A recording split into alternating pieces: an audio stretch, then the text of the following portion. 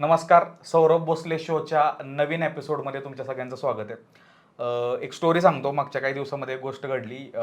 जो स्टॉक्स बघत होतो आणि माझं पण जो स्टॉक्स झालेलं. माझं सबस्क्रायबर असल्यामुळं मला एक व्हिडिओ आला आणि तो व्हिडिओ होता अशा व्यक्तीचा की जे 23 मिनटं मी बघत होतो तेव्हा मला कळलं की एक व्यक्ती वेगवेगळ्या क्षेत्रामध्ये इतक्या संघर्षातून जातो. चांगलं फॅमिली बॅकग्राऊंड असून पण स्वतःचा संघर्ष निवडतो आणि प्रत्येक ठिकाणी त्याची काहीतरी छटा उमटवतो. एक चांगला बाप, मुलगा, नवरा, समाजसेवक, एज्युकेटर आणि बरंच काही. आणि हे फक्त आपल्याला असं जाणवत नाही की हा माणूस काहीतरी लईच भारी आपल्यापेक्षा मोठा आहे. असं जाणवतं की अरे ही माझी पण स्टोरी आहे की मी पण ह्यातून जातोय, माझ्या पण आयुष्यातून हे येतंय. आणि जेव्हा ते ह्या सगळ्या गोष्टी सांगत होते तेव्हा मला कळलं की नाही, आपल्याला अजून ऐकायचं ह्याबद्दल आणि अजून जाणून घ्यायचं आहे. तो व्हिडिओ होता डॉक्टर चेतन अरुण नरके यांचा. आणि सरांसोबत आज स्टुडिओमध्ये बसलेलो आहे मी. तर सर, तुमचं खूप खूप स्वागत आणि आभार पहिल्यांदा तर वेळ दिल्याबद्दल. आणि तुम्ही एवढ्या बिझी स्केड्यूलमधून सौरभ भोसले शोमध्ये तुमचं खूप खूप स्वागत. आभार आहे सौरभजी. थँक्यू. आणि माझं खूप असं कनेक्ट आहे कोल्हापूरसोबत. आणि मी जेव्हा सेशन चालू केले, गगनबावडा रिजन असो किंवा त्यात, आणि लोकांचं खूप प्रेम आहे आणि ते जाणवतं की म्हणजे त्या रिजनमधील जे लोक असतील, सर्वसामान्य लोक असो किंवा राजकीय क्षेत्र, सामाजिक क्षेत्र, एक एक छटा दिसते त्या लोकांच्यात की कोल्हापूरचा माणूस लगेच समजून येतो. आणि सरांच्या तुम्ही सोशल मीडियावरती गेला किंवा कुठेतरी गेल्यानंतर तुम्हाला समजून येईल की माणूस शांत, संयमी आणि फुल ऑफ नॉलेज आहे. आणि मी आज हा पॉडकास्ट घेण्यामागचं कारण आहे की ते व्ह्यूज आणि लाईक्स आणि ते लय नंतरची गोष्ट. मी शिकायला आलो आहे वैयक्तिक स्वतः खूप आज. कारण की तुम्ही ज्या प्रकारे प्रत्येक पोझिशन होल्ड केली, तर मला दोन गोष्टी सांगायच्यात. मी इंट्रोडक्शन माझ्या तोंडातून फक्त दोन गोष्टींचं देणार आहे. बाकीचं तुम्हाला पुढं दिसेलच की सरने आत्तापर्यंत काय काय केलेलं आहे. तर गोकुळ दूध संघाचे संचालक आहेत सर. एवढ्या तरुण वयात एवढी सक्सेसफुल ती फ्रँचाईज चालवणं, प्लस थायलंड सरकारचे अर्थ मंत्रालयाचे वाणिज्य सल्लागार आहेत. ही खूप मोठी गोष्ट असते की कोणत्या तरी देशासाठी तुम्ही सल्लागार आहे, आर्थिक सल्लागार. म्हणजे काय लेवलचा स्टडी असेल आणि किती किती डोमेन आहेत हे आज आपण बघणार आहे. आणि मी खूप एक्सायटेड आहे कारण आज काहीतरी शिकायला. माझं BBA झालेलं आहे. सो कधी कधी असं होऊन जातं की तुम्ही 3 वर्ष काहीतरी अभ्यासक्रम शिकता, पण तुम्ही त्यानंतर एखाद्या व्यक्तीला भेटता, कुठेतरी त्यासोबत चहा पिता किंवा गप्पा मारता आणि नंतर कळतं की अरे हे मास्टर्सपेक्षा भारी आपल्याला 1-1.5 तासात मिळालं. सो हे माझं शॉर्ट टर्म मास्टर्स आत्ता होणार आहे. सो सर, मला सुरुवातीला हा प्रश्न तुम्हाला विचारायचा आहे की तुम्ही आता मूळचे कोल्हापूरचे हो. आणि मी बरेच शोज केले आणि तिकडची लोक खूप अशी आपण काय म्हणू शकतो की दिलखुलास आहेत, लाईव्हली आहेत. हो. तर मग तुमचं शालेय शिक्षण कुठं झालं प्रॉपर? पहिल्यांदा पहिल्यांदा तुमचे आभार मानावे लागतील की मला इथं सगळ्यांशी बोलायला संधी मिळाली. मी प्रॉपर कोल्हापूरमध्ये, माझा जन्म तिथंच झाला. आणि कोल्हापूरच्या बाबतीत सांगायचं गेलं तर माझे आई वडिलांच्या बाबतीत थोडं बोलायचं झालं तर माझी आईच्या बाजूनं महात्मा मेस्त्री माझ्या आजोबाजींनी भारतातलं पहिलं डिझेल इंजिन बनवलं. आणि माझे आजोबा DC नरके यांनी कुंभिका सहकारी कारखाना बनवला, प्रस्थापित केला. जवळपास 179 गावं त्याच्यामध्ये जोडली गेली. त्यामुळे उद्योग माझ्या आईकडून यायचं आणि समाजसेवा आणि या गोष्टी ज्या आहेत त्या माझ्या आजोबांच्याकडून. त्यानंतर माझे वडील अरुण नरके साहेब हे दुधाच्या माध्यमातून म्हणजे गोकुळ दुधाच्या माध्यमातून जवळपास त्यांनी 46 वर्ष गोकुळसाठी आपली सेवा दिली. आणि या सेवेमध्ये जवळपास 7 ते 8 लाख शेतकरी जे चांगल्या पद्धतीनं दुधाचं उत्पादन करतात त्याला चांगला दर त्यांनी या माध्यमातून दिला. आणि खरोखरच आम्हाला अभिमान वाटतं की तिसरी पिढी ही नरके घराण्याची असेल जी समाज कल्याणामध्ये आहे. राजकारण हा भाग वेगळा राहतो, पण समाज कल्याणामध्ये प्रत्येकाच्या पिढीनं आपापल्या पद्धतीनं कोल्हापूर जिल्ह्याच्या समृद्धीसाठी अतिशय प्रामाणिक प्रयत्न केले. म्हणजे ज्याच्यासाठी ऊस असेल, दूध असेल, KDCची माध्यमातून बँकिंग असेल, सहकार असेल, क्रीडा असेल, कला, साहित्य, या सगळ्या गोष्टीमध्ये मला वाटतं नरके घराण्यापणे आजपर्यंत त्याच्यामध्ये इनपुट्स दिलेले आहेत. आणि मग आता एवढी लेगसी आहे, बरोबर आहे. आता कधी कधी असं होतं ना की माझ्या वडिलांचे पण शोरूम आहेत. तर मला असं वाटतं मी जेव्हा त्या शोरूमला जाईल तेव्हा माझ्या मागं काहीतरी लेगसी, अरे हे कसं सांभाळू मी किंवा काय. आणि तुमच्याकडे दोन्हीकडून लेगसी आहे आणि एवढी मोठी लेगसी आहे, मग ते प्रेशर नाही जाणवत कधी की? तसं बघायला गेलं तर मला वाटतं प्रेशर हे नेहमीच असतं. आणि मला माझी एक मोठा भाऊ संदीप आणि माझी बहीण लीना आणि मी तिसरं घरातलं शेंडेफळ. त्यामुळे सगळ्यात अगदी घरातली सगळ्यांना अगदी प्रेमानं वाटलेलं दोन्ही साईडनं. पण या लेगसीचं प्रेशर असं कधी आलं नाही पहिल्यांदा स्टार्टिंगला. कारण सहकारामध्ये वडिलांचं किंवा आजोबांचं काम करताना लोकांची नेहमीच वर्दळ, पूर्ण जिल्ह्याची लोक तिथे यायची, तिथे गप्पा मारायची. माझी आई जवळपास 100-200 कप चहा सकाळी व्हायचा आणि आम्हाला सांभाळ ती सगळ्या जिल्ह्याच्या कुटुंबांना सांभाळायची, असे एक तिची एक सवय त्याची होती. त्यामुळं क्रीडा किंवा या बाबतीत आम्ही फुटबॉल म्हणजे शिवाजी पेठेचा जीव, त्याच्यामध्ये सुद्धा आम्ही लहानपणी माझा मोठा भाऊ खेळायचा आणि आम्ही पाण्याच्या बाटल्या घेऊन त्यांच्या मागे जायचो. मस्त. त्यामुळं त्या एन्व्हायरमेंटमध्ये खूप रुजलेलो होतो. म्हणजे अगदी गल्ल्यापाल्यापासून मोठ्या मोठ्या जिल्ह्याच्या प्लॅटफॉर्मपर्यंत. आणि माझ्या वडिलांनी गोकुळमध्ये असताना त्यांनी नॅशनल लेवलचे NDDBचे पुरस्कार असतील किंवा उत्पादकचे पुरस्कार, त्यामुळे दिल्लीचा प्रवास व्हायचा, मुंबईचा प्रवास व्हायचा. आणि ते स्वतः एज्युकेटेड MSc ॲग्री ते स्वतः आहे. त्यामुळे बरेच ॲग्री क्रॉसचे लोक जे IAS ऑफिसर होते, जे जिल्हाधिकारी होते, त्यांची माझी ओळख व्हायची. आणि त्या माध्यमातून सर्व थरातल्या लोकांची, म्हणजे साध्या शेतकऱ्यापासून लेखकापासून मोठ्या मोठ्या नेत्यांपर्यंत अतिशय चांगल्या पद्धतीची नेहमी आमचं रापो असायचा, भेटणं व्हायचं. पण प्रेशर हा भाग कधी आला नाही, कारण जन्मता मला वाटतं आमच्या रक्तातूनच आलं होतं की प्रेशर हँडल करणं कसं. कारण एवढे लोक आलं तर लीडर मॅनेजमेंट स्किल ऑटोमॅटिक यायची. प्रॉब्लेम सॉल्व्हिंग म्हणजे लोकांचे प्रॉब्लेम आले तर सकाळी बघायचं की बाबा तुझं तलाट्याचा इश्यू आहे, जिल्हाधिकाऱ्याचा इश्यू आहे, तुझं शिक्षणाचा ऍडमिशनचा विषय आहे, लगेच तू बसल्या बसल्या जागेवर कसा सॉल्व्ह करायचा. एखादं काम होत नसेल तर त्याला बरोबर घेऊन कसं जायचं, हे सगळे जे मॅनेजमेंट स्किलचं ट्रेनिंग असतं ते लहानपणापासून आलं. आणि असं ज्यावेळी तुमचं लहानपणापासूनचं ट्रेनिंग स्वरूप होतं त्यावेळी प्रेशर कसं हँडल करायचं हे त्यावेळी ऑटोमॅटिक तुम्हाला तुमच्या रक्तात येऊन. बरोबर. फक्त एवढंच असतं की आम्हाला वडिलांनी सांगितलं होतं जे काम होतंय ते होते म्हणून सांगायचं आणि जे नाही होत ते नाही म्हणून. 2 मिनिटं वाईट वाटू दे पण ते आहे ते खरं सांगायचं, ट्रान्सपरन्सी ठेवायची. आणि एखादं काम होत नसेल त्याच्यातून मार्ग कसा काढता येईल, फक्त एवढंच आम्ही करायचो की कुठलंही चुकीचं काम सर्व आम्ही कधी केलं नाही. बरोबर. कारण आम्हाला ती शिकवणच त्या पद्धतीची होती. आणि हे खूप भारी गोष्ट बोलले सर की फेक होप्स नाही द्यायच्या, की होतंय ना तर होतंय, नाही होते. त्यामुळे काय होतं की तात्पुरतं त्या व्यक्तीला वाटेल की बाबा नाही झालं, बट नंतर ती क्लॅरिटी येते ना व्यक्तीला की मी त्या फेक होप मध्ये नाही जगलो 2-3 दिवस. एक छोट्या छोट्या गोष्टी खूप असणार आहेत ते सर सहज बोलून जातील पण आपल्याला कळेल जसं आपण ट्रॅव्हल करतो आयुष्यामध्ये. मला परत एकदा त्या विषयाकडे वळायचंय कारण की मी खूप कनेक्ट करतो त्या. तर मग लहानपणी तुम्ही ज्या शाळेला होता छत्रपती शिवाजी पेठ जिथे तर ते वातावरण कसं होतं, ते मुलं गल्ली काय कसं वातावरण होतं? आता म्हणजे आता माझे मित्र फॉरेनमध्ये पण जवळपास 20 वर्ष मी बाहेर देशात राहिलोय आणि हे पण ते ऐकत असतील आणि त्यांनाही आश्चर्य वाटेल. कारण आम्ही शिवाजी पेठमध्ये असा एरिया होता ज्याच्यामध्ये अतिशय दिलदार लोक, स्पोर्ट्सला वेडी लोक, फुटबॉल वगैरेसाठी वेडी लोक. पण तेवढंच मला असं वाटतं की शिवाजी पेठेचं थोडं नावही बदनाम असायचं की ही लोक भांडणं करणारी. त्यामुळे तिथं मुलींना लग्नाला पाठवून देणं हे एक तिथं चॅलेंजच असायचं. तर याच्यामध्ये लहानपणापासून आम्हाला तिथं सर्व समाज समभाव, म्हणजे आम्ही पीर सुद्धा आमच्या खांद्यावर आम्ही नाचवलेले आहे, आम्ही आंबेडकर जयंती स्वतः केलेली आहे, आम्ही शिवाजी महाराजांची जयंती केलेली आहे फुटबॉलमध्ये. त्यामुळे सगळ्यांना एकत्र घेऊन जायची जी भूमिका होती ती नेहमी लहानपणापासून शिवाजी पेठेत होती. आणि तेच बरोबर जे ते सर बोलले ना की खूप आपल्याला असं वाटतं काय ती मंडळातली पोरं काय ते असतात, बट हीच पोरं सिस्टीम चालवतात. म्हणजे कोणाच्या घरी मैत झालं तरी ती पोरं पुढं असतात, लग्न ठरलं तरी ते पोरं पुढं असतात. आपण म्हणतो की पाराव बसलेत पण त्या पोरांचं म्हणजे ही जी मंडळं आहेत की छोटी छोटी मंडळं, स्पोर्ट्स क्लब, कोल्हापूर असं किंवा कुठे असं तुम्ही आता एवढं तरुणांमध्ये काम करताय तर ही एकीनं येऊन पोरांनी काम करायची गरज काय असं का वाटतं तुम्हाला?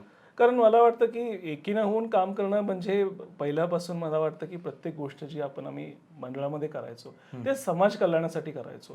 सगळ्यांना एकत्र घेऊन एकत्र येऊन सर्व धर्म समभाव यातून करायचो. त्यामुळे एखादा महाप्रसाद असेल तर सगळ्यांनी एकत्र येऊन करायचं. पण त्यामुळे ही जी सगळी मुलं होती त्यांच्यामध्ये जरी ते एक वेळ कामाला कुठं जात नसतील पण ते आयुष्यभर त्यांनी लोकांचा मदत होईल या पद्धतीने केलं होतं. आणि पेठा आज बघितल्या म्हणजे कोल्हापूरची अस्मिता ही पेठांमध्ये झालेली आहे. याच्यामध्ये शाहू महाराजांच्या विचारातून निर्माण झालेली ही आमची कोल्हापूरची करवीर नगरी आहे. अंबाबाईचं आमच्या इथं देऊळ आहे. छत्रपती शिवाजी महाराजांच्या पदस्पर्शाने पावलेला पन्हाळा तिथं आहे. आणि अशी लेगसी असल्यामुळं नेहमीच म्हणतात लोक तुम्ही आयुष्यभर कुठेही जगा पण मरताना मात्र कोल्हापूरमध्ये मरायला मला आवडेल. कारण लोक तुम्हाला तिथं ज्यावेळी कोण नसतं त्यावेळी तिथं तुम्हाला करायला स्वतःच्या हिरारीने येतात. मला एवढंच सांगायचं आहे की मला वाटतं शिवाजी पेठेमध्ये जिथं मी वाढलो किंवा ज्या पेठा आमच्या आजूबाजूला आहेत तिथं बरीच मुलं कट्ट्यावर संध्याकाळी बसलेली दिसतात, तालमीमध्ये बसलेली दिसतात, संध्याकाळी खुर्ची टाकून बसलेली दिसतात. पण कधी कधी लोकांना वाटतं की मुलं काय करतात, काहीच करत नाहीत असं वाटतं. पण मी त्या पेठ्यांमध्ये वाढलेलो आहे, मी त्या पेठ्यांमधलाच एक प्रोडक्ट आहे आणि ज्यावेळी ही मुलं मी बघतो त्यावेळी मला माझं बालपण आवडतं. त्यामुळे कुठल्याच्या घरी लग्न असेल, कोण मृत्यू पावलेला असेल, कोणाचं दळण देखील आणायचं झालं असेल, कोणाला तिथं एखाद्याच्या आमच्या बहिणीला कोणी छेड काढली तर तिथं जाऊन तिला जाब विचारणं असेल, क्रिकेट असेल, फुटबॉल असेल, या सगळ्यांना एकत्र करणे, वारकऱ्याचा संप्रदायाचा एखादा कार्यक्रम असेल, सकाळी उठून चिंचा काढायला जरी आम्ही मुलं गेलो तर ही सगळी मुलं प्रत्येकाला नेहमी मनामध्ये कुठलाही स्वार्थ न ठेवता स्वतःला मनानं ही प्रेम द्यायला ही बसलेली आहे. आणि खरोखरच मला हे समजलं, कारण मी त्यातला एक आहे. बरोबर.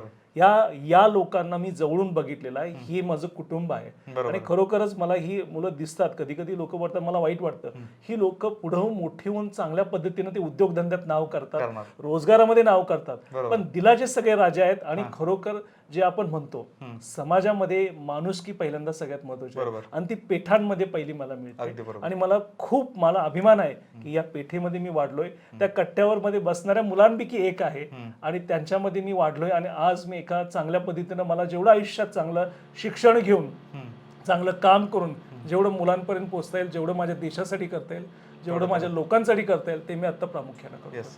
आता मेन गोष्ट जसं सर म्हणले की आपण म्हणतो ना, काय ती पोरं बसल्यात कट्ट्यावर किंवा काय, एखाद्याचा वेळ असतो ना आयुष्यात, त्याला जॉब लागत नाही किंवा छोटे छोटे गोष्टी आहेत, तेव्हा त्याला सगळी सत्वत असतात. हो, पण तोच व्यक्ती काही न करताना काय करतोय महत्वाचं, असं जे तुम्ही सांगितलं की मैतीला कोणाच्या तर गेलाय, तिथं मदत केली, त्याच्या खिशात पैसे नाहीत पण त्यानं 20-30 रुपयाचं पेट्रोल टाकून कोणाच्या तर पाहुणे स्टँडवरनं घेऊन आलाय. होय. सो या छोट्या छोट्या गोष्टी आहेत आणि हे खूप भारी सरने सांगितलं, कारण आपण कॅज्युअली बोलून जातो ना की यार काय तो असतो कट्ट्यावर, सगळीच त्यात नसतात. आणि हे खूप भारी ऑब्झर्वेशन आहे. आणि मला असं वाटतं की प्रत्येक समाज करणारा व्यक्ती असो किंवा तुमच्यासारखा व्यक्ती जो ऑन्टरप्रेनर आहे, त्यांनी अशा मुलांविषयी बोलणं ऍड्रेस करणं खूप गरजेचं आहे. कारण समाजाने ती एक प्रथा पाडली ना की एकतर हा ऍक्टिव्ह आहे नाहीतर इनऍक्टिव्ह आहे, हा एक्स्ट्रोवर्ट आहे इंट्रोवर्ट आहे, there is no in between की बाबा असं पण असू शकतो. आता महत्वाचा प्रश्न की शाळा पेठेतलं वातावरण, घरातलं वातावरण समजलं आणि ऑटोमॅटिकली तुमच्या जीन्समध्ये ते आलं की लहानपणापासून तुम्ही बघताय की रेलचेल लोकांची सकाळपासून प्रॉब्लेम सॉल्व्हिंग येतंय ऑटोमॅटिकली. मग 11वी-12वी कुठे केली आणि 11वी-12वीत कसे होते मित्र वगैरे आणि काय ठरवलं 11वी-12वीत काय करायचं? तुम्हाला आधीच सांगितल्याप्रमाणे मी घरातलं शेंडेफळ. माझं राणा सामानीला माझी मॉन्टेसरी म्हणजे अंगणवाडी, तिथून 1ली ते 4थी, त्याच्यानंतर 5वी ते 10वी माझी समर लोहियाला झाली, 11वी-12वी माझं न्यू कॉलेज. हे सगळं माझ्या घरापासून 5 मिनिटाच्या अंतरावर. म्हणजे इथून सुरुवात, म्हणजे कधीही आयुष्यामध्ये पेट सोडून आणि शिक्षणासाठी सुद्धा शाळा सोडून कुठेही जावं लागलं नाही. आणि खरोखरच मला एक आनंद वाटतो की त्याच्यामध्ये जे मर्दानी खेळ आहेत, विटी दांडूपासून, भोवऱ्यापासून, गोट्या खेळण्यापासून, चिंचुके, अशोकाच्या बिया असेल, राजवस्टर असेल, विटी दांडू असेल, हे सगळं आम्ही त्या गोष्टी अनुभवल्या. आणि आम्ही आमचा वेळ, मला वाटतं की आम्हाला फोन वगैरे त्यावेळी काहीच नव्हतं, त्यामुळे आमचा जास्तीत जास्त वेळ हा खेळण्यामध्ये किंवा एकमेकाच्या मित्राच्या बरोबर एकत्र वेळ घालवण्यामध्ये किंवा आमच्या मोठी मंडळी असेल त्यांच्या एखाद्या कार्यक्रमामध्ये असेल. पण याच्यामध्ये मला एवढं वाटतं की आजच्या पिढीमध्ये देखील आता थोडंसं वाटतं की मुलांचं जास्तीत जास्त फोकस हा त्यांच्या सेलफोनवर असतो. आई वडिलांचाही कधी कधी जास्त फोकस मुलांच्या पेक्षा सेलफोनवर असतो. पण आम्हाला आमच्या आई वडिलांचं पूर्ण त्याच्यामध्ये प्रेम मिळालं, त्यांच्या समोर सगळ्या गोष्टी झाल्या, त्यांचं अटेन्शन आम्हाला मिळालं. त्यामुळे आम्ही लहानपणापासून एक बॅलन्स्ड व्यक्तिमत्व, एक म्हणतात ना की आम्ही इमोशनली कम्प्लिटली बॅलन्स होतो. IQ हा भाग आहे, पण EQ साठी लागणारा जो मेंटल स्टेबिलिटी आहे ती आम्हाला पहिल्यापासून मिळत गेली. आम्हाला कॉलेजेस आणि शाळा अतिशय चांगल्या पद्धतीने आमच्या शिक्षकांनी आम्हाला शिकवलं. त्यावेळी शिक्षक आम्हाला हातावर छडी द्यायचे, आम्हाला छडी द्यायची एखादी गोष्ट आली नाही, पण त्या छडीमुळं आज आम्ही चांगल्या पद्धतीने एक व्यक्ती, एक माणूस आणि एक चांगला विद्यार्थी म्हणून आम्ही काम केलं. आणि खरोखरच आम्हाला त्यांचं, ज्या शिक्षकांनी आम्हाला शिकवलं, ज्या पेठेमध्ये आम्ही वाढलो आणि जो कोल्हापूरचा बाणा आणि कोल्हापूरची अस्मिता आम्ही ज्या पद्धतीनं आमच्या रक्तामध्ये बाळगली आणि त्या पद्धतीनं आम्ही पुढे जगाला वाट शिकवती गेलो आणि देशाला वाट ही दाखवत गेलो, जगाला वाट गेलो, त्याच्यामध्ये खूप मोठा एक अभिमान मला वाटतो. बरोबर. आणि खूप भारी बोलले सर की मी पण आता 90s किड आहे अशी. आम्हाला असं कधी मास्तरांनी आमच्या मारलं तर अभिमान वाटायचा की यार मारलंय म्हणजे सरांचं लक्ष आहे माझ्या. ज्याला मारत नाही म्हणजे त्याला सोडून दिलाय सरांनी की ह्याच्याकडून काय अपेक्षा नाही, मला मारलं म्हणजे लक्ष तरी. आणि आजकाल आता असं बदलत आलं की यार तुम्ही बावळट नाही म्हणू शकत एखाद्याला, साध्या शब्दावर तुला कळत नाही का हे पण बोलू शकत नाही, अशा बऱ्याच गोष्टी. सर जे बोललं ना की EQ, की आपल्याला एवढं फ्रीडम होतं ना, तू जा मातीत खेळ, तू आमच्या डोळ्यापुढे. इमोशनली लोक तुला कधी काय बोलतील, टोमणे बोलतील, तुझं ते बघायचंय. आता प्रत्येक वेळी ती अवेबिलिटी असणे मे बी त्याच्यामुळं मुलं थोडी येवत असतील. आता महत्त्वाचा गोष्ट की तुम्ही सांगितलं की तुम्ही आणि मी जे बोलतो कार्यक्रमात ते आज व्हॅलिडेट झालेले की सगळ्यात जास्त लाड धाकट्याचा होतो. मी घरातला थोरलाय, थोरलासनं पाप असतं. तर सरांनी बोलले ते बरोबर आहे की बाबा की शेंडे पडते घरातले आणि त्यांना कधीच ते 5 मिनिटाचं अंतर सोडून जावं लागलं नाही. पण असं असताना एवढा सगळा कम्फर्ट झोन असताना मग देश सोडून दुसरीकडे शिकायला जायचं, कंप्लीट करायला, हे कसं काय झालं? आणि तुम्ही आत्ता जस्ट एवढं त्या आत्मीयतेनं सांगताय, तुम्ही पण रमला ते सांगताना की मी ते पेट सोडून कधी गेलो नाही, अचानक देश सोडून हे कसं झालं मग? जसं मी तुम्हाला सांगितलं, माझं लहानपणापासूनच माझ्या आईशी अतिशय जवळचं नातं.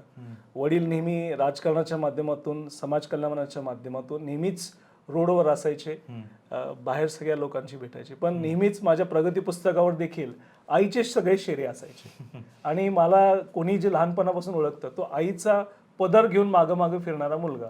म्हणजे आईनं हातानं जेवायला, मला वाटतं 5वी ते 6वी पर्यंत मला हातानं आई भरवायची. इथंपर्यंत एवढा मी आईचा लाडका होतो. पण या सगळ्या गोष्टीमध्ये असं वाटलं की मी नेहमीच चांगल्या पद्धतीने अभ्यास करायचो, पण पूर्णपणे भावनात्मकरित्या मी आईवर पूर्णपणे डिपेंड. आणि सगळ्या माझ्या रिलेटिव्हजना माहित होतं, सगळ्या माझ्या मित्रांना माहित होतं, जो मुलगा 5वी पर्यंत हाताने आई त्याला भरवते, तुम्ही विचार करू शकता की त्याची इमोशनल डिपेंडन्सी कशी असावी. मला वाटतं इंजिनिअरिंग फर्स्ट इयरला ज्यावेळी मी इंजिनिअरिंगला KIT मध्ये मी ऍडमिशन घेतलं कोल्हापूरमध्ये, त्यावेळी मला वाटतं इंजिनिअरिंग हे माझ्या आईच्या साईडवरच आलं होतं, त्यामुळे मी त्याच्यामध्ये ऑटोमॅटिकली त्याच्यामध्ये गेलो. आणि सेकंड इयरला असताना माझ्या आईला कॅन्सर डिटेक्ट झाला आणि मला वाटतं तिला 2-2.5 वर्ष मी स्वतः त्याच्यामध्ये सफर करताना बघितलेलं आहे. तिच्या डोळ्यातून अश्रू बघितलेले आहेत. आणि त्यावेळी एक असा भाग असतो की जगामध्ये तुम्ही सगळ्या गोष्टी सहन करू शकता, पण आईचे 2 वर्ष अश्रू तुम्ही बघणं हे किती अवघड असतं. आणि त्याच्यातून सगळ्या फॅमिलीला वडिलांनी घेऊन एकत्र जाणं, त्यातून तुमचं काम सुरू ठेवणं हे किती अवघड असतं, हे खरोखरच एक विचार करण्यासारखी गोष्ट. आणि मला वाटतं मॅच्युरिटी जी होती, म्हणजे आयुष्यभरामध्ये मला वाटतं पहिली 16-18 वर्ष एक लहान मुलगा म्हणून बागडलो, पण त्या 2 वर्षामध्ये एवढं मला मॅच्युरिटी आली, एक प्रौढ माणूस म्हणून माझ्यातला एक जन्माला आला. कारण दर रात्री मी आई माझी रडताना बघितलेली आहे आणि 2 वर्ष मी बघतोय. आणि त्याच्यातून सगळे, त्याच्यामध्ये पैसा आमच्याकडे होता, सगळे डॉक्टर्स चांगले होते, पण मला वाटतं देवाच्या मनामध्ये एक वेगळ्याच गोष्टी असतील. आणि मला असं सांगावंसं वाटतं की शेवटचे मला वाटतं केमोथेरपीचे 2 डोसेस त्यावेळी झाले होते. 3रा डोसेससाठी गेली होती. म्हणजे केमोथेरपी म्हणजे लिटरली तुम्हाला स्किनवर जरी पडलं तर ती स्किन जळते.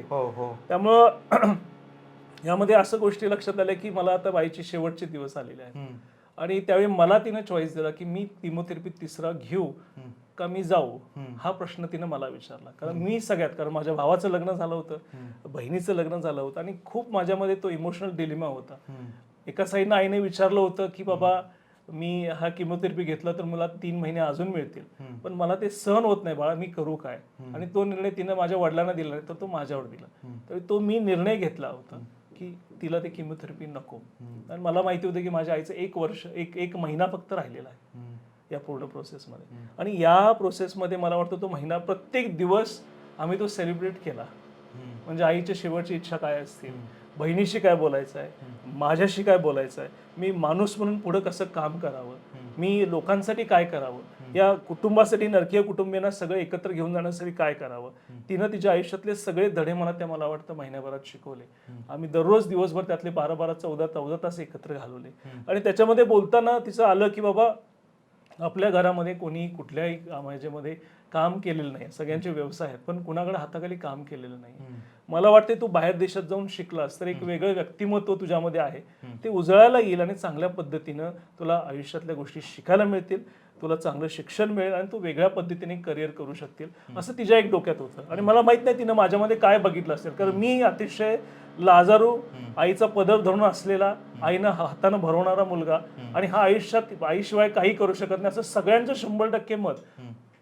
आणि आई गेल्यानंतर हा राहणार कसा, हा जगणार कसा, मला इथून ही सुरुवात माझी होती. पण तिनं मला शेवटचं सांगितलं की मला एकच गोष्ट पाहिजे की तू माझ्या देहांतानंतर तू बाहेर देशात जा, तिथं चांगल्या पद्धतीने शिक्षण घे, आणि मला वाटतं की त्या पद्धतीनं हे करत असताना तू स्वतःच्या पैशावर तू कमव आणि मग तुझं शिक्षण घे. आणि त्यावेळी माझे वडील गोकुळ संघाचे चेअरमन होते.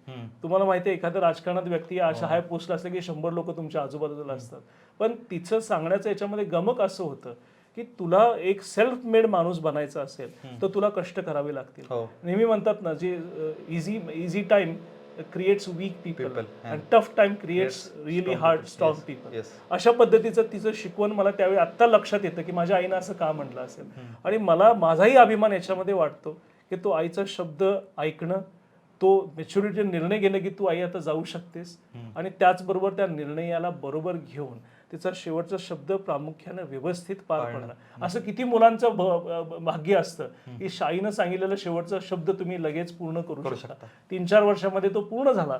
पण आजही मला तो क्षण आठवतो की ज्यावेळी आईला जायचं निर्णय मी द्यायला होता त्यावेळी मला कळालं की तुझं अजून लग्न झालेलं नाहीये, तू अजून एकटा आहेस, तू कसं करणार, मला फक्त तुझी काळजी आहे. अशा पद्धतीचे वक्तव्य मला आजही कानावर आठवतात. पण मला एवढंच माहिती आहे की या गोष्टी करत असताना तिच्यामध्ये असलेला प्रेम, तिच्यामध्ये असलेला मी एक चांगला माणूस बनण्याची तिची असलेली दृढ इच्छा आणि सेल्फ मेड मॅन, हे मला वाटतं तिला खूप महत्वाचं होतं. आणि आज मला खूप खूप अभिमानानं सांगावंसं वाटतं की माझी जी आईची शेवटची इच्छा होती फक्त ते जाऊन परदेशात शिकणं हा त्यातला भाग नव्हता.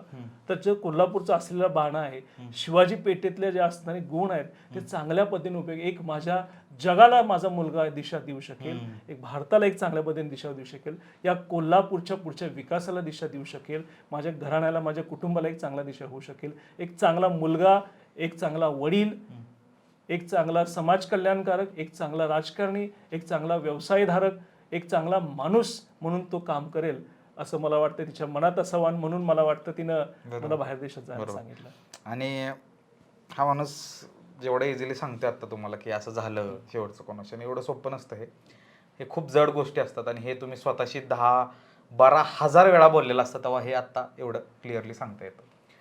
मला अजून एक प्रश्न आहे. मला अजून आठवतं की मी 22व्या वर्षापर्यंत काय आमचं सातारा सोडलाच नाही, आणि जेव्हा सोडला पुण्यात आलो आणि मम्मी पप्पा सोडले मला इथं आणि ते गाडीतून गेले.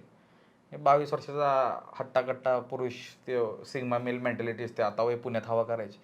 जसे मम्मी पप्पा गेले तसे मी डाळाडाळ रडायला सुरुवात की अरे राहतो तर सेपरेट राहायचं आपण, आता सगळं करायचं. आणि तुम्ही तर आईंचे शेवटचे शब्द ऐकलेत की तुला हे करायचंय, तुम्ही ती इच्छा मनात बाळगली, घरी सांगितले, इथं सगळं वेल सेटल्ड आहे, त्यात तुम्ही ठरवता की नाही आई म्हणते मला स्वतःचं काहीतरी करायचंय, माझ्या नशिबात काहीतरी मोठं म्हटलं असेल.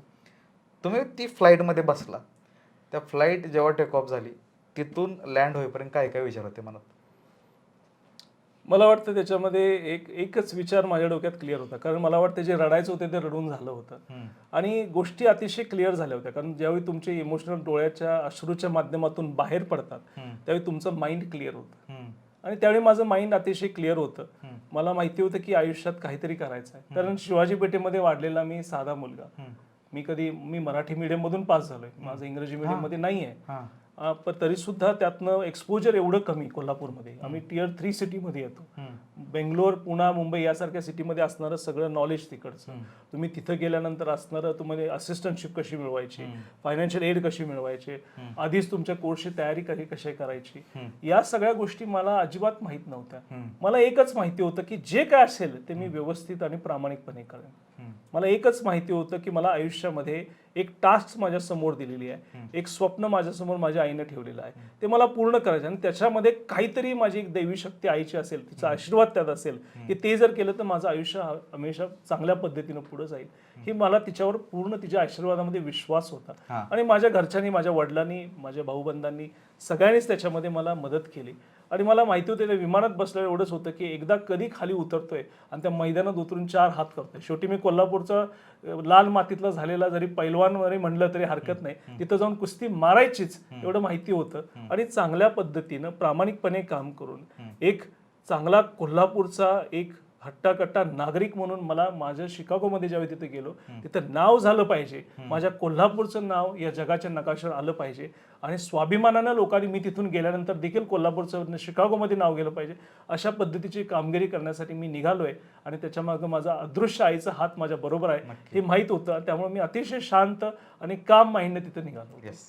आणि हे आत्ता तुम्ही जे सुरुवातीला बोलला ना ते हळूहळू जाणवेल अजून पॉडकास्टमध्ये. मला आता जाणवतं की तुम्ही जे म्हणला ना की लहानपणी रेलचेल असायची लोकांची, प्रॉब्लेम सॉल्व्हिंग, आणि बऱ्याच लोकांच्या समस्या बघायचो, तेव्हा तुम्हाला हे जाणवलं असेल की अरे कितीतरी लोक माझ्या घरी यायचे ना प्रॉब्लेम सॉल्व्ह करायला, मग माझा तर मी सॉल्व्ह करू शकतो. ही जी ॲटिट्यूड असतो ना तो हळूहळू तुमच्यात आला असणार आणि तुम्ही जसं सांगता ना की रडून झालतं आणि आता क्लॅरिटी होती. ही एक फेज सगळ्यांच्या आयुष्यात येते की आता रडायलाच येत नाही कुठल्या गोष्टीचं क्लॅरिटी येते. आणि आता आपण पोहोचलो शिकागोमध्ये बरोबर. आता इथून पुढं खरी गंमत चालू होते की ज्यामुळं मी म्हणलं ना की एक व्यक्ती एवढं सगळं कसं करू शकतो, म्हणजे सुरुवातीला बघितलं ती जर्नी इथून चालू होते. तर सर पहिल्यांदा तुम्ही जेव्हा अमेरिकेला गेला तेव्हा सगळ्यात पहिला कुठं एज्युकेशन घेतलं आणि जो पहिला तुम्ही सांगितलेलं की डिशवॉशरचा जॉब ते कसं काय म्हणजे तिथपर्यंत कसं पोहोचला आणि ती जर्नी इकडे कशी काय वळाली अचानक? आज मी तुम्हाला सांगितलं, मी माझे डिसिजन घेतल्यानंतर मला खूप कमी वेळ होता तिथं जाऊन शिकागोमध्ये IIT मधून माझं शिक्षण झालं आणि मला खूप कमी वेळ होता माझा विजा मिळाल्यापासून मला तिथं जायला. त्यामुळे तिथं राहायचं किंवा तिथं जॉब बघणं हे मला वाटतं 6 महिने मुलं आधीच बघायची, पण अनफॉर्च्युनेटली मला तेवढा वेळ मिळाला नाही. त्यामुळे मी तिथं गेलो आणि तिथं माझे रूममेट्स भेटले. मी पहिल्यांदा डॉमेट्रीज मध्ये राहिलो होतो अमेरिकन्स बरोबर आणि सगळ्यांच्या बरोबर, पण तिथं गेल्यावर मला असं ते सूट झालं नाही. माझे सगळे भारतीय मित्र जे होते ते बाहेर ऑफ कॅम्पस राहायचे आणि मी डॉमेट्रीमध्ये कसं सगळे शेअर करायचे. तिथं अमेरिकन आणि वेगवेगळ्या देशाचे लोक तिथं असायचे आणि त्यामध्ये मला आवडलं तिथं. पण पहिले 3 महिने 3 महिने राहावं अशी इच्छा झाली, पण त्याच्यानंतर सुद्धा एक भारताची ओढ असते, आपले मित्र जवळ पाहिजे असं वाटत असतं. तर मी डिसाईड केलं की त्या हॉस्टेलमधून शिफ्ट होऊन मला याच्यामध्ये बाहेर ऑफ कॅम्पस जायचं. पण या प्रोसेसमध्येच मला वाटतं माझे आधीचे मित्र किंवा जे परदेशातले तिथं माझे मित्रमंडळी होते त्यांना ऑलरेडी त्यांचे फायनान्शियल जॉब सिक्युअर केले होते. म्हणजे थोडक्यात कसं काय, त्यांचे एकाचं असिस्टंटशिप असेल, तिथं असणारं ग्रंथालयाचा असणारा रोल असेल, हा त्यांनी ऑलरेडी फिक्स करून घेतला होता, जो मला तिथं वेळ मिळाला नाही.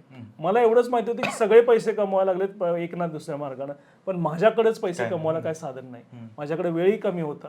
मग शेवटी मला जो डिश वॉशरचा, जिथं मी राहायला पहिल्यांदा गेलो, 750-700 मुलं तिथं माझी मित्रमंडळी राहायची. त्यामुळं पहिल्या दिवशी तिथं गेल्यानंतर मला तो डिशवॉशरचा जॉब मिळाला.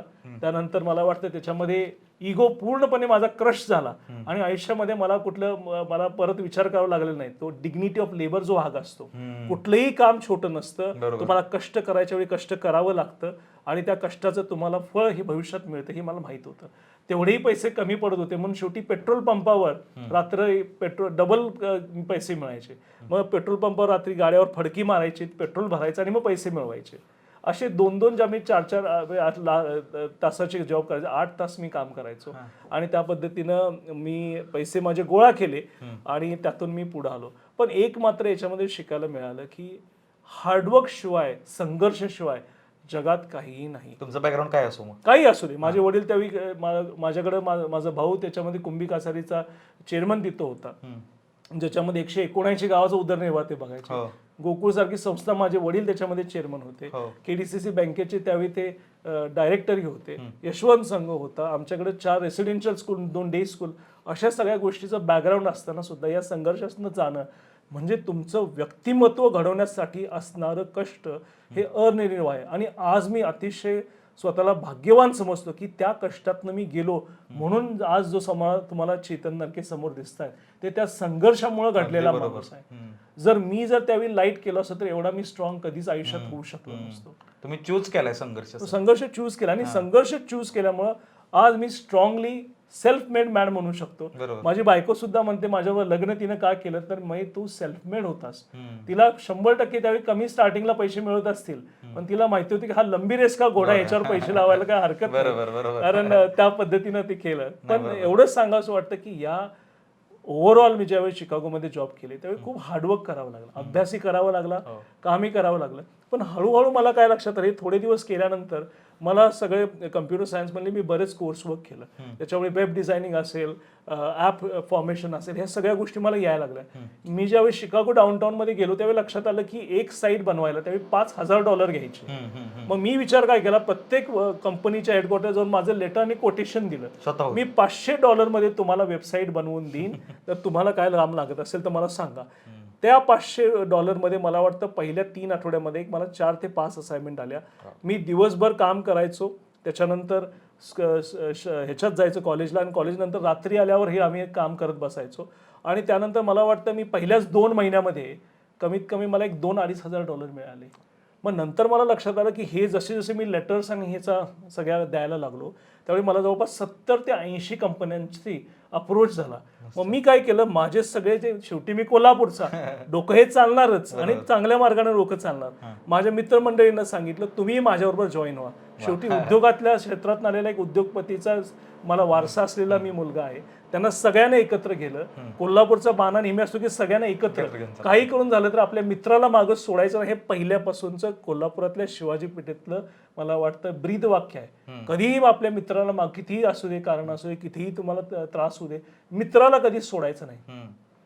अशाच पद्धतीने मी सगळ्या माझ्या मित्रांना, जवळपास 17-18 मित्रांना एकत्र घेतलं.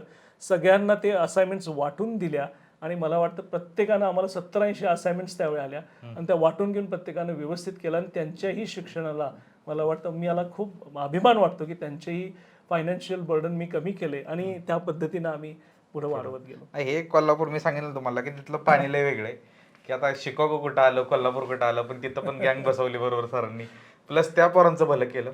आता मला अजून एक प्रश्न आहे, मी पुण्यात जेव्हा यायचो ना तेव्हा आता सगळं घर वगैरे इथं घेतलं, बट कधी बाहेर खाल्लं तर मी खोटं सांगतो नाही जेवलोय, चांगलं जेवलोय मी. तर जेव्हा तुम्ही हे काम करत होता डिशवॉशरचं आणि पंपवरती, तेव्हा घरी सांगितलेलं का हे असं करतोय म्हणून? मला वाटतं मी माझ्या वडिलांशी हा विषय बोललो होतो, पण वडिलांनी मला एकच सांगितलं होतं की ही तुझी बॅटल आहे, हे तुझं युद्ध आहे, तू युद्ध कसं खेळायचं हे तुझ्यावर आहे. तुझ्या आईनं सांगितलेलं आहे तू तुझ्या पद्धतीने निर्णय घे, मी त्याच्यामध्ये भाग घेणार नाही. तुला मी तुझा दुबळा बनवणार नाही. तुला वाटलं तर मी पैसे पाठवू शकतो, पण मी म्हणलं तू स्वतः तो चॉईस केलायस, तुझं युद्ध आहे ते तुला खेळावं लागेल, तुला तिथं मदतीला कोणी येणार नाही, तू स्वतः ते फाईट कर आणि आम्ही तुझ्या बरोबर आहोत. आणि हे फक्त माझ्या वडिलांना माहित होतं की हे सगळं, कारण शेवटी ज्यावेळी कोल्हापूरमधल्या सारख्या ज्यावेळी एखादा सांगतो की एका मोठ्या राजकारण्याचा मुलगा हॉटेलमध्ये भांडी घासतो किंवा पेट्रोल पंपावर गाड्यावर फडकी मारतो, मला वाटतं त्याचं प्रामुख्याने त्याचं म्हणजे त्याचं वाखाणणी करण्यापेक्षा बाबा हे कसं काय करतोय आणि का करतो इथून सुरुवात आहे. पण लक्षात घ्या, छत्रपती शिवाजी महाराजांनी स्वराज्य स्थापन त्यांच्या किती लहान वयात केलेलं होतं. ह्या तर साध्या साध्या गोष्टी आहेत. आपल्याकडे मराठ्याचं रक्त आपल्या अंगात दौडतं, आपण मावळे सगळे त्याच्या, ह्या सगळ्या गोष्टींचा आपण नुसते विचार बोलून किंवा त्यांचं जय जय करून चालत नाही, तर त्यांचे विचार आचरणात आणणं हे अतिशय माझ्यासाठी महत्वाचं होतं. आणि त्या पद्धतीने मी काम केलं आणि कुठलंही काम छोटं नसतं आणि त्या पद्धतीनं मी केलं आणि माझ्या वडिलांनी त्याला पूर्णपणे अतिशय चांगलं केलं. मला आठवते मी ज्यावेळी 1 वर्षभरानं घरी आलो त्यावेळी सगळे माझे काम करतेले फोटो त्यांनी अभिमानानं जवळपास 100-200 लोकांच्या दाखवले आणि ते पण प्रोजेक्टरवर दाखवले आणि सांगितलं की बघा की माझा मुलगाने एवढं हार्डवर्क केलंय. आणि त्यांच्याही डोळ्यात पाणी होतं की खरोखर माझा मुलगा आता चांगल्या पद्धतीने एक मुलगा म्हणून मी बघत नाही, एक प्रौढ पुरुष म्हणून मला ज्याचा अभिमान आहे असा माझा मुलगा, तो स्वतःच्या पायावर उभा राहिलेला आहे. आता अरुण नरके या नावाची त्याला गरज आहे. तो चेतन नरके म्हणून उभा आहे. आमच्या सुनीता नरकेंचा मुलगा अरुण नरकेंचा मुलगा म्हणून काम करतोय आणि तो अतिशय चांगल्या पद्धतीनं आपला ठसा उमटवायला त्यानं सुरुवात केलेली आहे. तो संघर्षातून गेलेला आहे. जसं सोनं तुम्हाला म्हणतात ना, असं आगीतनं जाऊन असं लखलखतं, तसं तो आता करतोय. त्याला करू द्या, संघर्ष करू द्या, तो एक दिवस नक्कीच यातनं विजयी होऊन बाहेर पडेल. आणि आता मला अजून एक असं तुम्ही जेव्हा बोलताय ना खूप भारी वाटतंय की असं व्हिज्युअलाइज होते त्या सगळ्या गोष्टी. मला अजून एक गोष्ट तुम्हाला असं विचारायची आहे किंवा स्टेटमेंट द्यायचं आहे की तुमच्यासोबत आई नसूनही आई होत्या, म्हणजे आईंनी जे तुम्हाला शेवटचं स्टेटमेंट दिलं की तू तिकडे जाऊन करायचंय, कारण ते तुम्हाला तरी कुठं माहित होतं की तुमच्यात ही बाजू असेल की मी कुठं तर काम करेल आणि 4 लोकांना अजून कामाला लावेन, हे तुम्हाला माहीतच झालं नसतं जर तुम्ही इकडे आला असता. म्हणजे थोडक्यात तुम्हाला आपण असं म्हणू शकतो की प्रत्येक मुलाच्या आईला त्याच्याबद्दल त्या पोराच्या डबल माहीत असतं आणि तिला माहीत असतं पोरासाठी चांगलं काय, ते माहीत होतं म्हणूनच आईंनी तुम्हाला हा नक्कीच. कारण की बघा ना की तुम्ही सर जेव्हा म्हणले की तुम्हाला इझी म्हणलं असतं ना की एकदा आपण सारखं बोलतो की नेपोटिझम आहे, लेगसी, हे सगळं धुड करून तुम्ही तिकडे गेलाय, परत तिथं जाऊन पण तुमच्यात जे रक्त आहे की बाबा 4 लोकांचं अजून भलं करायचंय आणि त्याच्यात अजून एक पुढं स्टोरी आहे, ते आपण नंतर ऐकू. मग आता हे झालं, मग ह्यानंतर तुम्ही पुढं कोणता जॉब लँड केला पहिला हे सगळं झाल्यानंतर? मला वाटतं मी ज्यावेळी ग्रॅज्युएशन झालं त्याच्यानंतर मी आणि शेवटचा जॉब मी केला होता. ह्याच्यानंतर जसं जसं हळूहळू या किचन डिश वॉशिंग मधून पेट्रोल पंपावरून त्याच्यानंतर मग हे वेबसाईट डेव्हलपमेंट, त्याचं मी इंग्रजी पण तिथं शिकवायचो साऊथ साईडला. तो एक मी शिक्षक म्हणून मी इंग्रजी शिकवायचा जॉब केला होता. आणि मराठी मीडियम आहे तुम्ही? मराठी मीडियम आहे, इंग्रजी शिकवायचो आणि मॅथमॅटिक्स पण मी मला वाटतं 10वीच्या माध्यमिक शाळांना तिथं जाऊन मी शिकवायचो. त्यामुळे तोही एक चांगला अनुभव होता. आणि ते झाल्यानंतर मी त्याच्यानंतर मी MBA साठी ऍडमिशन्स घेतले डिरेक्टली. आणि MBA साठी ऍडमिशन ज्यावेळी घेतलेले होते त्यावेळी पण त्याला खूप स्ट्रगल करावं लागला. कारण जरी मी तुम्ही जर बघितलं जीमॅटच्या वेळी करताना क्वांटिटेटिव्ह अनालिसिस असायचं, त्याच्यानंतर अनालिटिकल रिझनिंग असायचं आणि तिसरा म्हणजे इंग्रजी विषय असायचा. जरी मला चांगल्या पद्धतीनं बोलता येत असेल तरी मला वाटतं मराठी मीडियम असलेली ग्रामरची थोडा लोचा हा असतोच नाही. त्यामुळं मला मॅथमॅटिक्स असेल तर नेहमी 99 पर्सेंटाईल यायचे. वाव. क्वांटिटेटिव्ह रिझनिंग असेल तर मी 87 पर्सेंटाईल पर्यंत जायचो. पण इंग्रजीचं ज्यावेळी मला व्याकरणाचा विषय यायचा आणि मी व्हल्नरेबिलिटी मी अगदी क्लिअर सांगतो, त्यावेळी मला 55 पर्सेंटाईलच्या मी कधी वर जायचो नाही पर्सेंटाईलच्या. मग मी बरोबर मला वाटतं मी जवळपास वर्षभर ट्राय केला आणि त्यानंतर मी कुठेतरी 65 पर्सेंटाईलला गेलो आणि मॅथ्स नेहमीच 99 पर्सेंटाईलला असायचं. 90% क्वालिटेटिव्ह अनालिसिस असायचं. आणि शेवटी मला खूप खूप कष्ट करून मला वाटतं US मधला टॉप 5 ज्या फायनान्समधली जी युनिव्हर्सिटी होती, university of Rochester Simon school of business, ते मला स्कूलमध्ये ॲडमिशन मिळालं आणि मी तिथं ॲडमिशन्स घेतलं. पण याच्यामध्ये एक प्रामुख्यानं गोष्ट सांगायला लागलं की मला जो लिडरशिप क्वालिटी मला लहानपणापासून माझ्या घरी होती. IIT मधून पास आउट होताना तिथं असणारा who's who in American university हा एक मोठा पुरस्कार मला 3 वर्ष सलग मिळाला. म्हणजे याचं क्रायटेरिया असं असतो की तुमचं GPA म्हणजे स्कोर हाय असणं, त्याचबरोबर तुम्ही कम्युनिटी सर्व्हिस तुम्ही करता, त्याबरोबर तुमच्या कॉलेजला पुढे घेण्यासाठी extra curricular activity, community service आणि ज्या माध्यमातून मी शिक्षण देत होतो, शिकवत होतो, या सगळ्या गोष्टी त्यांनी काउंट करून हुज हू माझं आजही कुठल्याही US मधल्या लायब्ररीमध्ये गेलं तर त्या हुज हूच्या डिरेक्टरीमध्ये माझं नाव आहे. सगळ्या कॉलेजेसमध्ये तिथं माझं नाव आहे आणि ते मला खूप हे वाटतं. त्याच्यानंतर तिथं एक लिडरशिप अवॉर्ड देखील होता, क्लिंटन स्टायकलर, तो देखील माझा, मी पहिला भारतीय होतो जे IIT मधून मला पहिला लिडरशिप रोल तिथं मिळाला आणि तिथं त्याला प्राइजही मिळालं. ज्यावेळी मी सायमन बिझनेस स्कूलमध्ये मला ॲडमिशन मिळालं तिथं देखील मी मला वाटतं तिथं सायमन बिझनेस स्कूलमध्ये लिडरशिप अवॉर्ड होता आणि मी पहिला परत भारतीय होतो ज्याला तो लिडरशिप अवॉर्ड मिळाला. कारण मी आपल्या युनिव्हर्सिटीला पुढे नेण्यासाठी त्याच्या ॲडमिशनसाठी माझा अभ्यास सांभाळून मी करत होतो आणि त्यामुळे खरोखरच त्या स्कूलनं बघितलं की हा पहिला असा मुलगा दिसतोय त्यांना आउट ऑफ द वे जाऊन आपला स्वतःचा अभ्यास सांभाळून या गोष्टी केल्या आणि चांगल्या पद्धतीने लिडरशिप केलं. मी तो पहिला भारतीय होतो. जवळपास 70 वर्ष जुनी ती युनिव्हर्सिटी आहे. 70 वर्षाच्या इतिहासामध्ये आज तिथं बघितलं तर माझ्या नावाचा प्लँक तिथं आहे आणि खरोखरच मला त्याचा अभिमान वाटतो की कोल्हापूरमधला शिवाजी पेठेमधला साधा मुलगा मराठी मीडियम मधून पास झालेला जिथं जिथं जातो तिथं आपला मार्क नोंदवतो, चांगला एक विद्यार्थी म्हणून आपलं नाव करतो, कोल्हापूरचं नाव मोठं करतो आणि चांगल्या पद्धतीने जो लिडरशिप क्वालिटी आम्हाला लहानपणापासून डेव्हलप झालेली आहे त्याचं जगाला प्रत्यय आणून देतो. आता हे सर असं बोलणाऱ्यातले नाहीत, बट मी आता बोलतो की हिथं जर असतं कोल्हापूर तर म्हटलं आहे की वडिलांचं आहे, आता बाहेर कोण बोलणार आहे, हिथं कोण सांगणार. हे खूप मला असं वाटतं ना की तुम्ही जे ते तुमच्या आईने सांगितले हे सगळ्यात तुमच्या आयुष्यातला बेस्ट निर्णय होता. कारण कोण बोलूच शकत नाही की हा वशील असेल तिथं कुठनं, तिथं पण तुम्ही जाऊन ह्या सगळ्या गोष्टी करणं, कमवणं हे एक मार्क आहे की कोणताही व्यक्ती ज्याकडे स्किल आहे, संघर्ष करायची ताकद आहे, त्याला कुठेही नेऊन सोडला तर त्याचं तो जीन्स आणि त्याचं ती रग विसरत नाही. बरोबर आहे. तर सर मग त्याच प्रश्नाकडे मी येत होतो की आता तुम्ही सांगितलं की मास्टर्सपर्यंत आलो आपण. तर एकतर मला ते जड जातं एवढं ऐकायला की तुम्ही एक झालं की एक एज्युकेशन घेताय, बाकी सगळ्या गोष्टी करताय आणि हे फक्त आहे ना असं ऍक्टिव्ह मुलांचंच काम असतं नाही का की एक रक्त म्हणजे रक्त असताना त्यांचंच. मग आता ह्याच्यानंतर जसं मास्टर झालं त्यानंतर तुम्ही पहिला जॉब कोणता लँड केला, त्यानंतर दुसरीकडे शिफ्ट का झाला आणि डोमेन्समध्ये पण चेंज आहेत तुमच्या, ते पण एक्सप्लेन करा की हे कसं घडलं सगळं. माझं बघितलं सौरभजी तर पहिल्यांदा माझं BE प्रोडक्शनमध्ये झालंय म्हणजे बॅचलर ऑफ इंजिनिअरिंग. त्यानंतर माझं MS कम्प्युटर सायन्समध्ये IIT मध्ये झालं शिकागोमधून. त्यानंतर माझं MBA फायनान्स आणि अकाउंटिंगमध्ये झालं आणि युनिव्हर्सिटी ऑफ रॉचेस्टरमध्ये ज्यावेळी मी ग्रॅज्युएट व्हायला लागलो होतो म्हणजे आमचं 2 टर्म झाले त्यानंतर आमचे इंटरव्ह्यूज व्हायचे.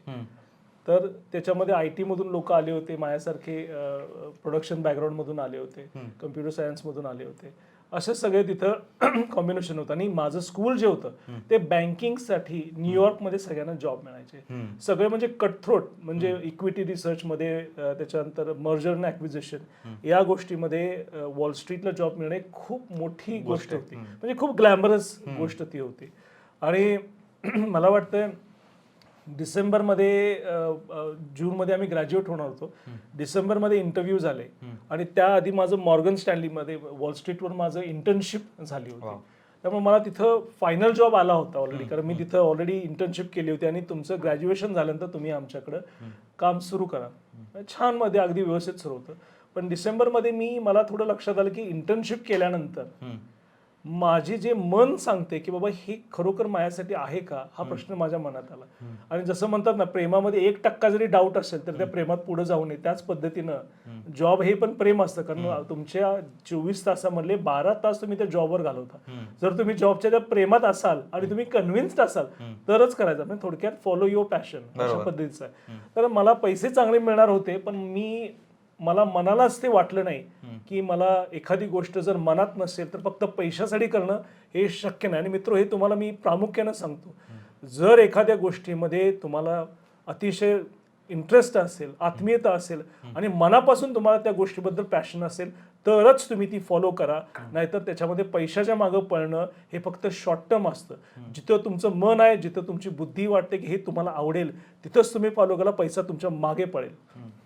तर त्या पद्धतीनं मी तिथं सोडलं. म्हटलं मला मॉर्गन स्टॅनली नाही करायचं. आणि मला मार्स इनकॉर्पोरेशन या कंपनीमध्ये मला फायनान्स मॅनेजर म्हणून जॉबचं ऑफर झाली.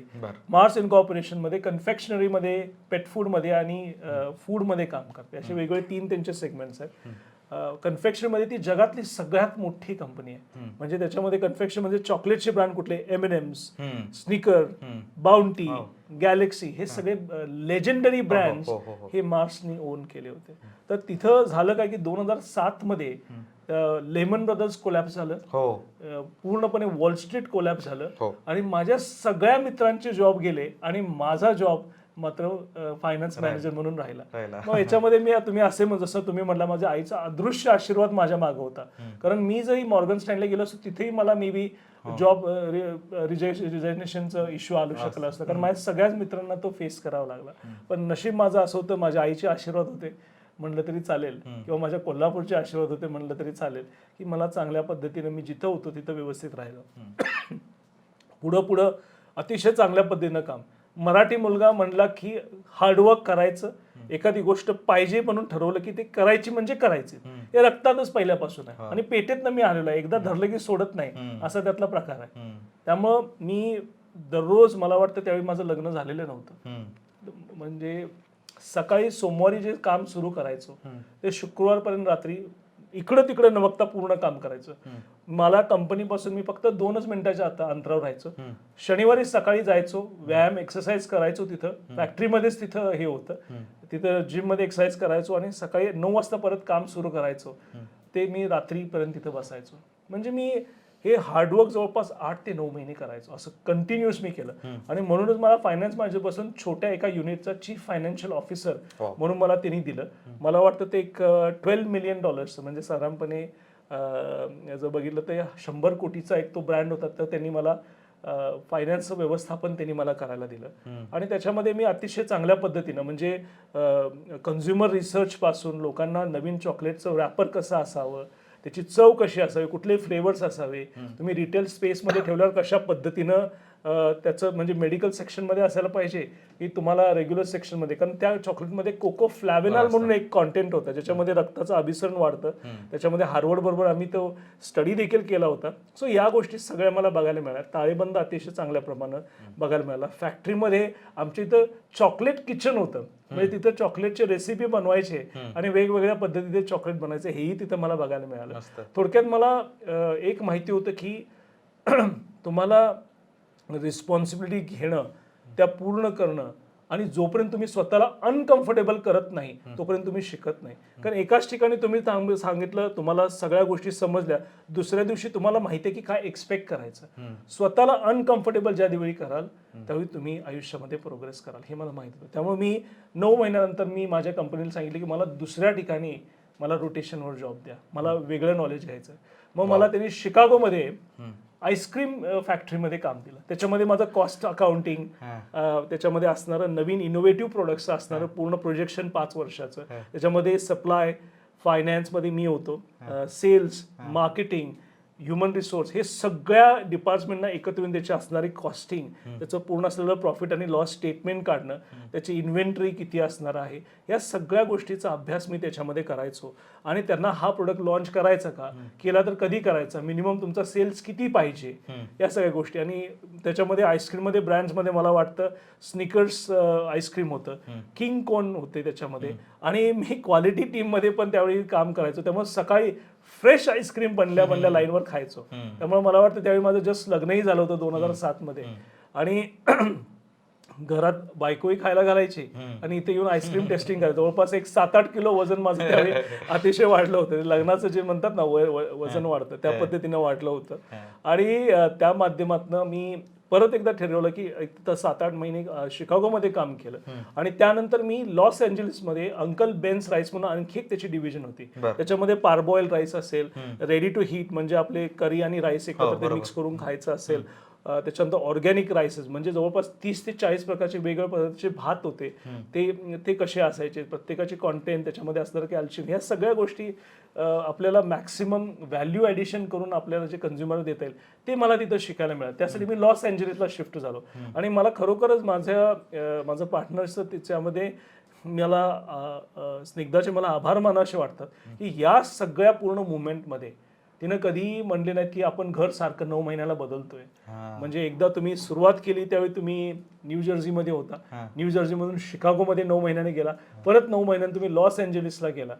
ह्या सगळ्या ज्या मुवमेंट्स होत्या ते तिच्यामध्ये तिनं पूर्ण सपोर्ट केला. आणि खरोखरच त्याच्यामध्ये फॅमिलीचा सपोर्ट किती महत्त्वाचा आहे यातून मला फक्त तो एक प्रामुख्यानं मुद्दा दर्शवून द्यायचा आहे. एकच मिनिट, सॉरी टू इंटरप्ट.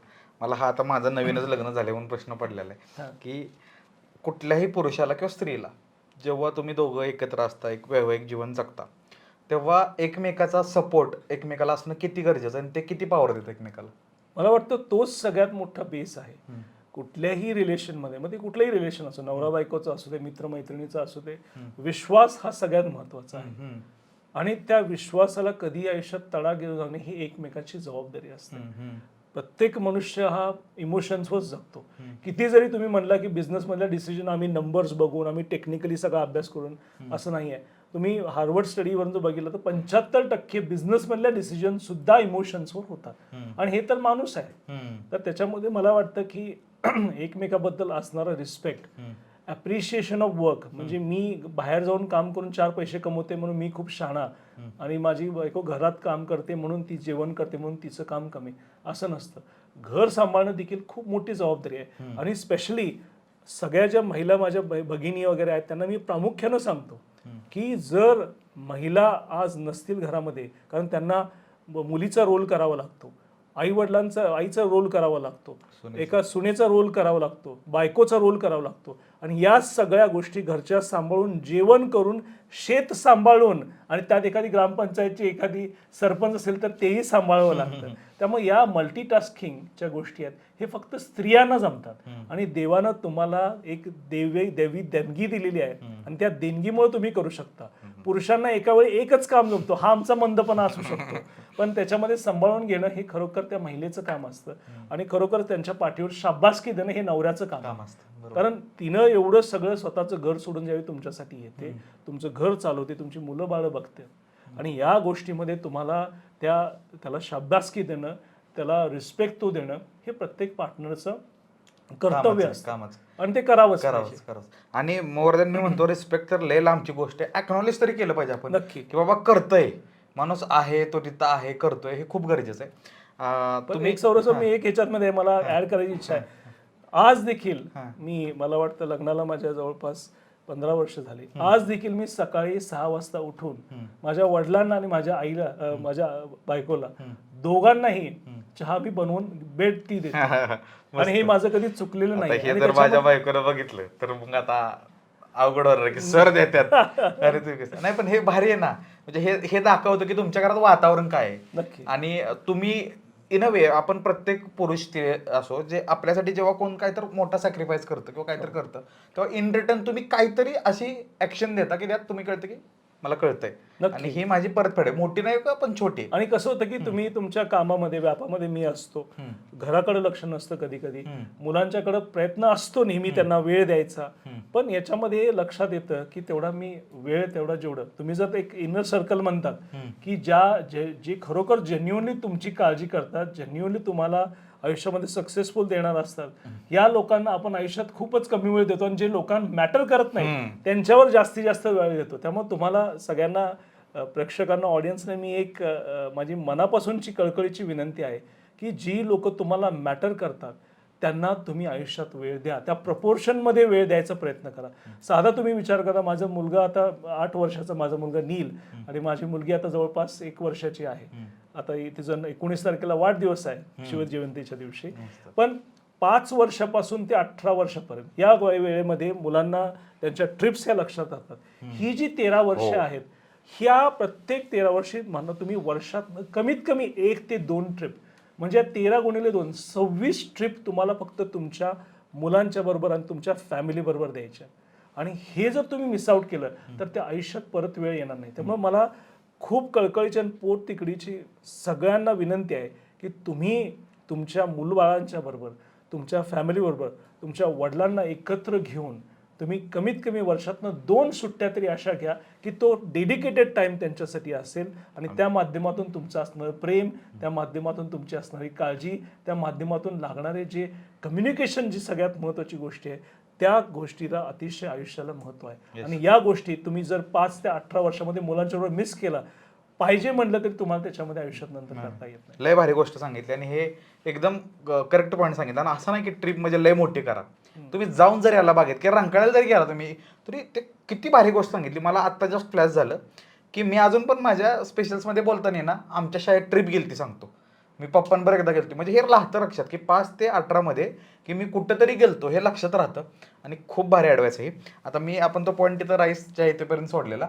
आणि अजून एक प्रश्न आहे की टेक्निकल बॅकग्राऊंड, मॅनेजमेंट, त्यानंतर फूडमध्ये डोमेन्स, फायनान्स, एवढं सगळं. आता पुढं काय, अजून काय केली? मग त्यानंतर मला वाटतं मला नॉर्थ अमेरिकेचं चीफ फायनान्शियल ऑफिसर म्हणून मला 3 वर्षाने त्यांनी दिलं. पूर्ण अमेरिकेचा आणि कॅनडाचा बिझनेस मी एकत्र बघायचो.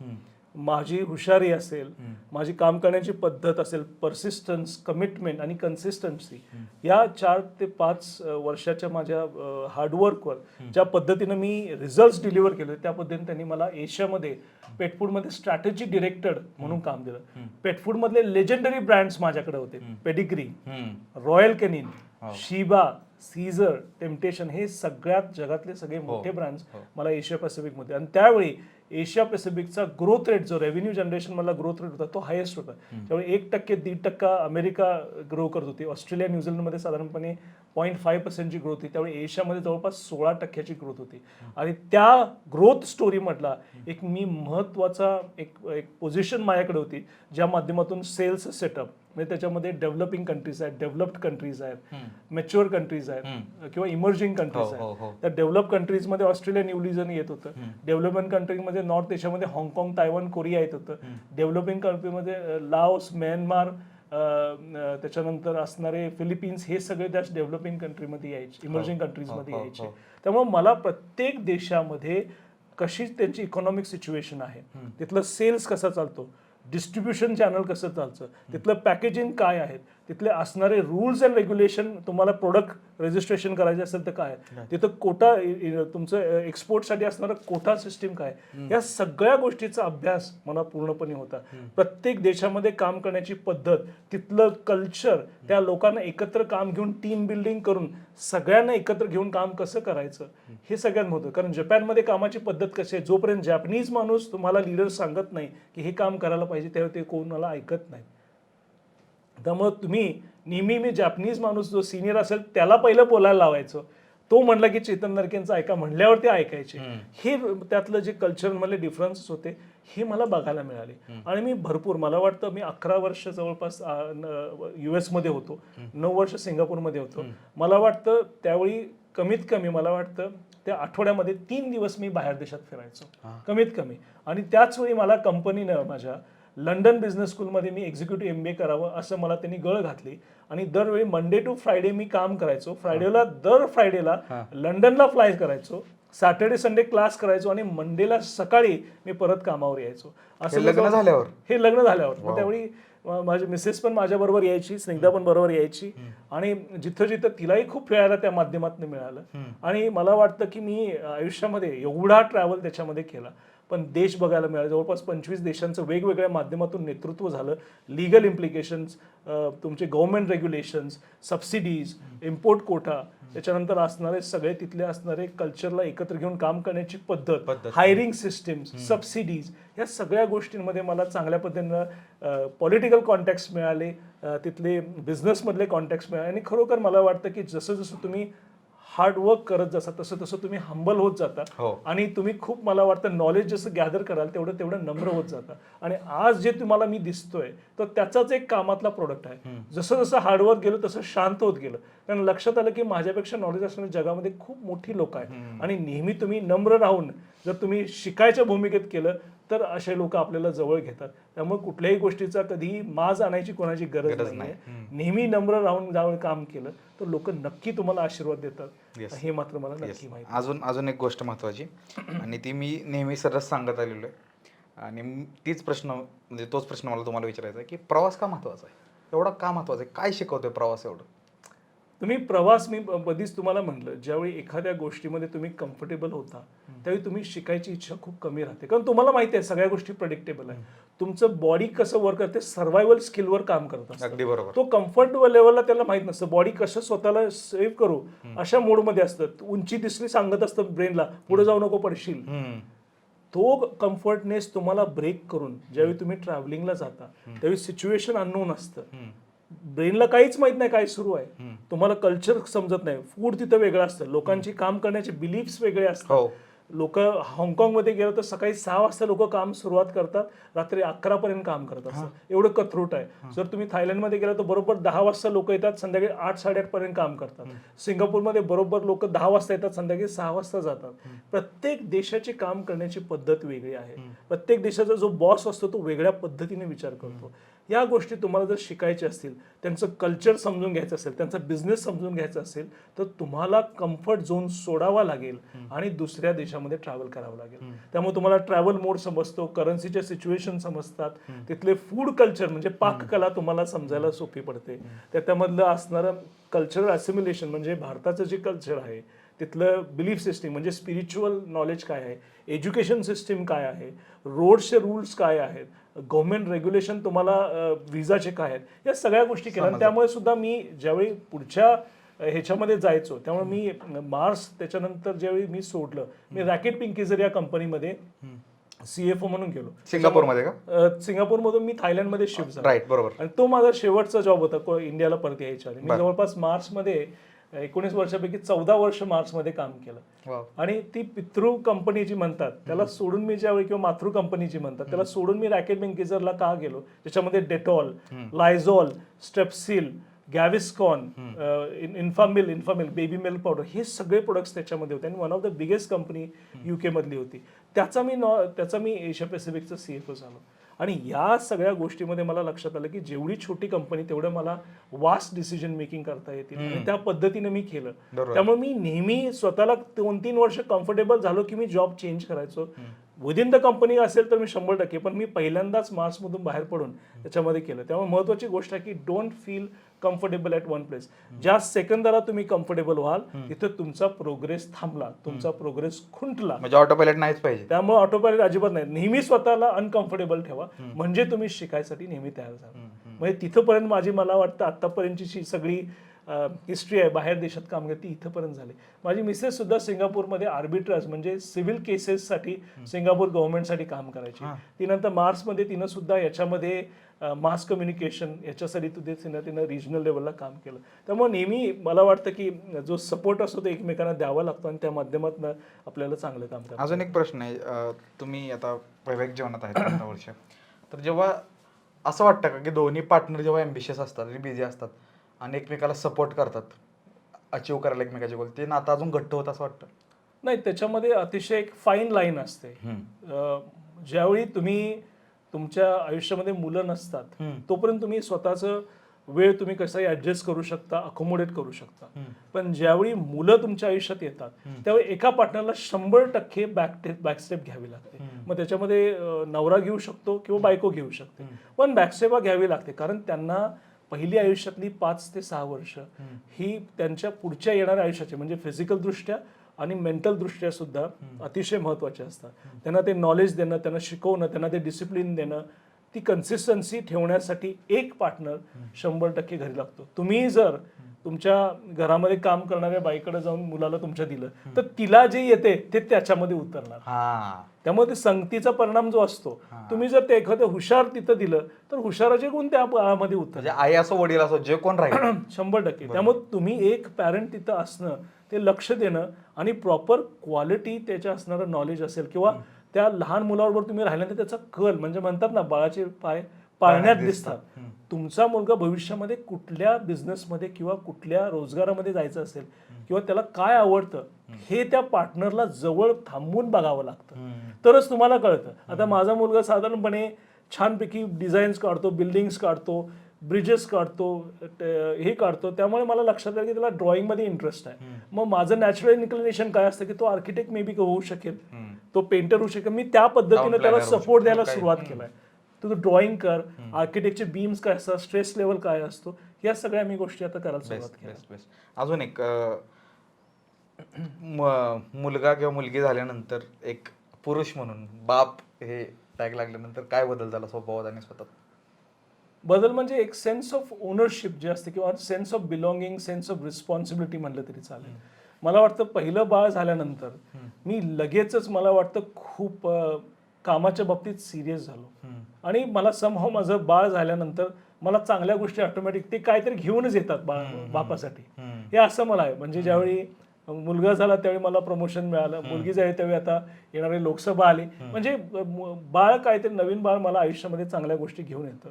आणि मला वाटतं की बाप म्हणून ज्यावेळी तुम्हाला सेन्स ऑफ रिस्पॉन्सिबिलिटी, तुम्ही कामाच्या बाबतीत सिरियस होता, तुम्ही तुमच्या फॅमिलीच्या बाबतीत सिरियस होता, तुमच्या हेल्थच्या बाबतीत सिरियस होता, कारण आता तुमच्यावर रिस्पॉन्सिबिलिटी आहे की तुमच्या शारीरिकदृष्ट्या तुम्ही स्ट्रॉंग राहिलं पाहिजे. आणि या गोष्टी मुलांच्या बरोबर खेळायचं असेल तर ऑफकोर्स तुम्हाला फ्लेक्झिबल आणि थोडं ॲथलेटिक राहणं हे गरजेचं आहे. खूप भारी गोष्ट सांगितलं. म्हणजे एखादा आपल्या घरात एक नवीन मेंबर आला, आपण बाप झालो की लगेच पहिलं इन्स्टिंक्ट काय येतं बघा ना कुठल्या पण स्त्री पुरुषाचं, की त्याला किती भारी फ्युचर देऊ.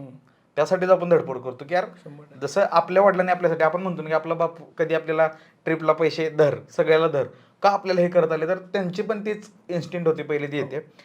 मला महत्त्वाचा प्रश्न विचारायचा अजून पुढच्या स्टेजकडे जायच्या आधी, की थायलंड सरकारने तुम्हाला आग्रह केला की तुम्ही सल्लागार व्हा आणि आम्हाला रिप्रेझेंट करा भारतामध्ये, हे कसं घडून आलं आणि हे इतकं कनेक्ट कसा झाला? मी ज्यावेळी रॅकेट बँकेच्या कंपनीला CFO म्हणून काम करायचो त्यावेळी माझे इन्फामिल म्हणजे बेबी मिल्क पावडर जी होती ही कंट्रोल कॅटेगरी, म्हणजे कॉमन माणसाला इम्पॅक्ट करणारी जी कॅटेगरी असते त्याला कधी तुमची त्याची किंमत वाढवायची असेल तर तुम्हाला आधी गव्हर्नमेंटची परवानगी घ्यावी लागते, कारण ते कॉमन माणसाला परवड लागतं. त्यामुळे मी नेहमी अर्थ मंत्रालयाशी माझं येणं जाणं नेहमीच होतं आणि मला खरोखरच जेन्युअनली थायलंड देशामध्ये थाय लँग्वेज मला शिकायला आवडत होती, त्यामुळे मी ती शिकलेलो होतो. मला वाचायला येत होतं आणि बोलायला येतं. त्यामुळं तिथं ज्यावेळी त्या मंत्रालयात जायचो त्यावेळी त्यांच्या अधिकाऱ्यांशी बोलून मी पहिला जो होतो, आता इथंच माझ्या पेठेतला नम्रपणा येतो किंवा त्याला म्हणतात ना की त्या पुढच्याला मान देणं, हे जे आम्हाला लहानपणापासून जे बाळकडू आहे. मग तिथं कधी जो चीफ फायनान्शियल ऑफिसर स्वतः कधी त्या ऑफिसमध्ये जायचं नाही, पण मी जायचो, मी स्वतः कागदपत्र घ्यायचो, त्यांच्या भाषेत बोलायचो आणि त्यांना त्याचं एवढं अप्रूप वाटायचं की हा माणूस भारतातून येतोय, स्वतः ऑफिसमध्ये येतोय आणि परत थायलंडची लँग्वेज बोलतो आणि त्याच्यामध्ये त्याचे एफर्ट्स आहेत आणि त्यामुळे त्यांचे माझे चांगले कनेक्शन झाले अर्थमंत्र्याशी. त्यांच्यामध्ये एक मोठा प्रॉब्लेम त्यांच्याकडे आला की मल्टीनॅशनल कंपनी ज्या होत्या आणि त्यांना टॅक्स स्ट्रक्चर सेटअप करायचं होतं आणि प्रत्येक देशाबरोबरच्या त्यांच्या थायलंडच्या ट्रीटीज वेगळ्या आहेत. बरोबर. US ची वेगळी ट्रीटी, UK ची ट्रीटी वेगळी, भारताची ट्रीटी वेगळी, सिंगापूरची वेगळी. त्यामुळे प्रत्येक देशाच्या ट्रीटीजचा अभ्यास करून त्यांना तो टॅक्स स्ट्रक्चर देणं आणि त्याचबरोबर तिथल्या मल्टीनॅशनल कंपनीना थायलंडमध्ये येऊन तिथं जागा घेऊन तिथं प्लांट बांधण्यासाठी लागणारे राईट्स देणं, हे एक चांगल्या पद्धतीचं एक अप्रोच तिथं ठेवणं महत्वाचं होतं. तो मी पूर्ण त्यांचा टॅक्स स्ट्रक्चर प्रत्येक देश वाईज, कंट्री वाईज त्यांना सेटअप करून दिला आणि त्याच्यातून $multi-million फायदा हा थायलंड गव्हर्नमेंटला पण झाला आणि तिथल्या आणि त्याचबरोबर तिथं असणाऱ्या ज्या कंपनी आल्या त्यांना ह्युमन रिसोर्स असेल किंवा त्या देशांना असणारे देणारे जागेचे सबसिडीज असेल त्या चांगल्या पद्धतीने मिळाल्या आणि ते अर्थ मंत्रालय एवढं माझ्यावर त्यामुळं प्रेमात पडलं माझ्या म्हणलं तरी हरकत नाही. त्यांनी स्पेसिफिकली ज्यावेळी मी त्यांना सांगितलं की मला परत आता मी भारत देशामध्ये निघालोय आणि माझ्या घरी एक अडचण आहे, माझ्या वडिलांनी सांगितलं की तुम्हाला परत यावे लागेल, तर त्यावेळी तुम्हाला ते म्हणले की तुम्ही अतिशय चांगलं काम केलं, आम्ही तुमच्या हेल्प विसरू शकत नाही, तुम्ही तुमचे संबंध आम्हाला असेच ठेवायचे त्या देशाबरोबरचे, तर आमची एक रिक्वेस्ट असते की तुम्ही आम्हाला आमच्या देशाला अर्थ मंत्रालयाला तुम्ही थायलंडचा वाणिज्य सल्लागार म्हणून रिप्रेझेंट करावं, कारण तुम्हाला आमच्या देशाचं कल्चर आपली लोकच समजतात आणि त्यांना तुम्ही चांगल्या पद्धतीने दोन देशातले मैत्रीपूर्व संबंध, औद्योगिक संबंध, दोन देशामधले असलेले सामंजस्याचे करार तुम्ही चांगल्या पद्धतीने करू शकाल. आणि आज मला वाटतं मी ज्यावेळी सुरुवात केली होती त्यावेळी $12.5 बिलियन बिझनेस होता. 3 वर्षामध्ये आता तो 17.5 17.5 म्हणजे $5 बिलियन दोन देशामधला ट्रेड वाढलाय. आणि खरोखरच ही अभिमानाची गोष्ट आहे की मी माझ्या देशासाठी करू शकलो, ज्या देशामधून माझ्या मुलाचा जन्म थायलंडमध्ये झाला होता त्या देशाला मी त्याचा परतावा करू शकलो. आणि अशा पद्धतीनं दोन्ही देशांचे ऋण मी फेडायचा प्रयत्न करतो की ज्या माध्यमातून रोजगार, स्वयंरोजगार, सूक्ष्म आणि लघु उद्योग या सगळ्यांना चांगले चालना मिळावी आणि नवीन स्टार्टअपना सुद्धा त्या माध्यमातून एक वेगळा प्लॅटफॉर्म मिळावा. तर सर मग मी जेव्हा तो जो स्टॉकचा व्हिडिओ बघितला तेव्हा आपण बघितलं की तुम्ही जेव्हा सांगितलं की मी परत इकडं माघार याचा निर्णय घेतला, तर एवढं सगळं छान चालू असताना आणि एवढ्या डोमेनमध्ये काम करून एका देशामध्ये तुम्ही आर्थिक सल्लागार आणि ह्या लेवलला तुम्हाला सांगितलं की तिकडे गेल्यावर बघा, तर त्याच्या आधी कोर फिलिंग काय होती की का भारतात माघारी जायचं, का स्वदेशी जायचं? मला एवढं माहिती होतं की वडिलांनी सांगितलं होतं की एक 20 वर्षाचा कालावधीनंतर परत तू ये, आणि कारण नरकेगणाची पहिल्यापासूनची समाजकारणातली ही तिसरी पिढी आहे. त्यामुळे मी आतापर्यंत जो अनुभव दिलाय, घेतलेला आहे, तो मला माझ्या भारताच्या देशातल्या लोकांना व्हावा, माझ्या महाराष्ट्रातल्या लोकांना व्हावा, माझ्या कोल्हापूरच्या लोकांना व्हावा, ही माझी प्रामाणिक इच्छा होती.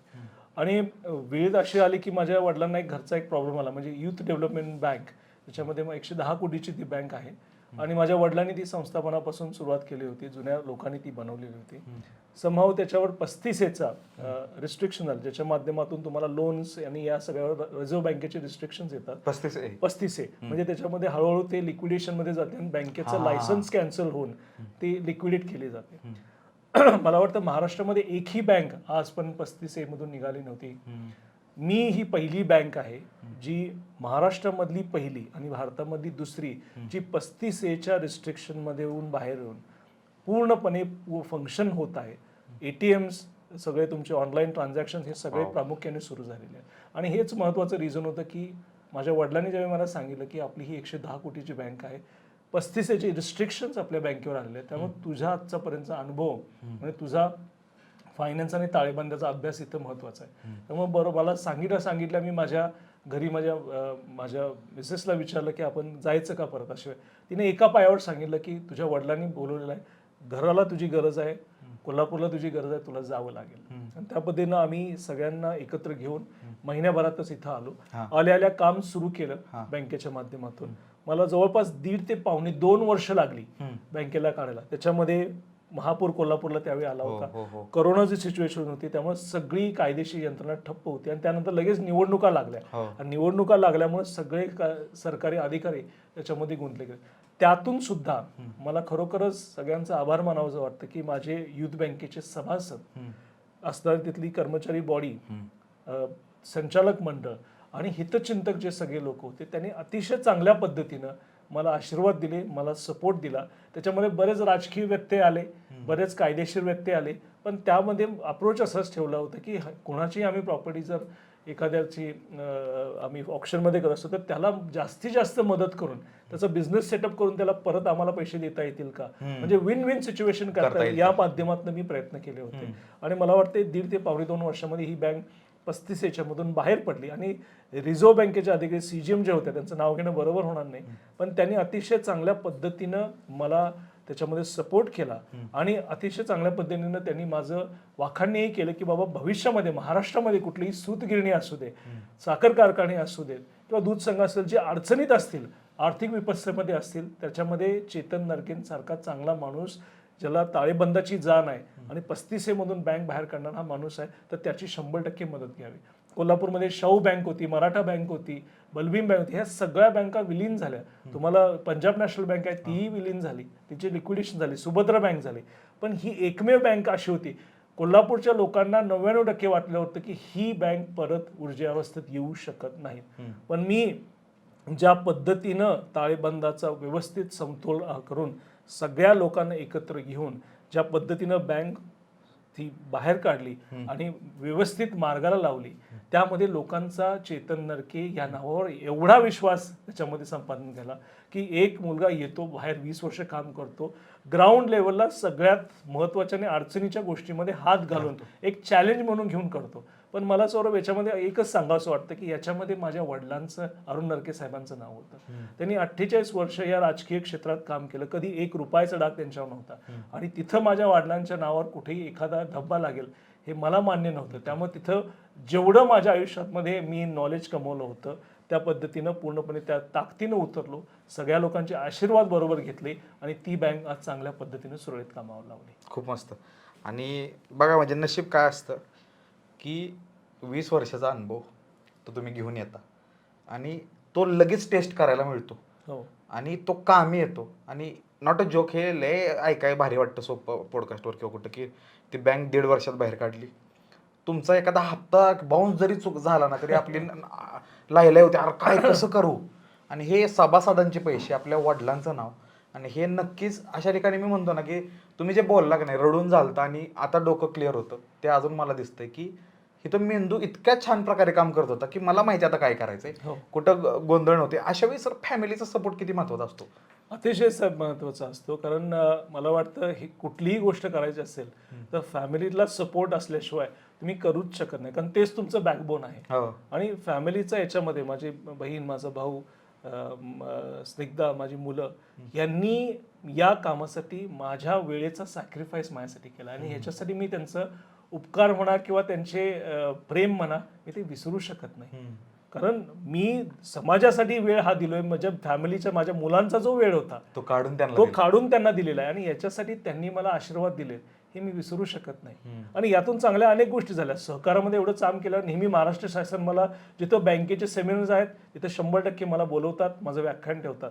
आज महाराष्ट्र शासनानं सहकाराचे, सेंट्रलचे जे सहकार नवीन धोरण झालंय त्याच्यामध्ये महाराष्ट्र शासनानं सहकाराचे म्हणजे भविष्यामध्ये महाराष्ट्रातलं सहकार धोरण कसं असावं, म्हणजे दूध व्यवसायात, साखर व्यवसाय, त्याच्यामध्ये मला महाराष्ट्र शासनाच्या सहकार समितीवर त्यांनी मला आज तिथं संचालक म्हणून किंवा एक मेंबर म्हणून घेतलेलं आहे. आणि खरोखर बघितलं सगळे ऑफिसर आहेत जे जवळपास 60ला आलेले, जे रिटायर लोक आहेत. मी एकटाच जो तरुण आहे 43 वर्षाचा आहे आणि त्या कमिटीमध्ये अतिशय चांगल्या पद्धतीनं काम करतो. मला शिकायलाही त्यांच्याकडनं मिळतं. पण प्रामुख्याने एवढंच सांगावंसं वाटतं की हे फक्त माझं हार्डवर्क आतापर्यंत जे मी मला वाटतं हॉस्टेलमध्ये जी पहिली प्लेट पोचण्यापासून डिशवॉशिंगपासून सुरुवात केली होती त्यापासूनचं हार्डवर्क ते आज पे ऑफ होतं. लोकांना वाटतं की महाराष्ट्राच्या सहकार समितीवर घेतलं, ते असंच झालेलं नाही. त्याच्यामध्ये 20 वर्षाची तपश्चर्या आणि माझ्या घरातल्यांचा माझ्या वेळेत दिलेला त्याग आणि सॅक्रिफाईस त्याच्यात आहे. आणि म्हणून या चांगल्या गोष्टी घडतात. बरोबर. मग सर कधी कधी काय होतं की काही लोक बोलून जातात, काय घराने यायचंय किंवा काय पिढी जात आहे, त्यांना माहित नसतं काय केलं 20 वर्ष.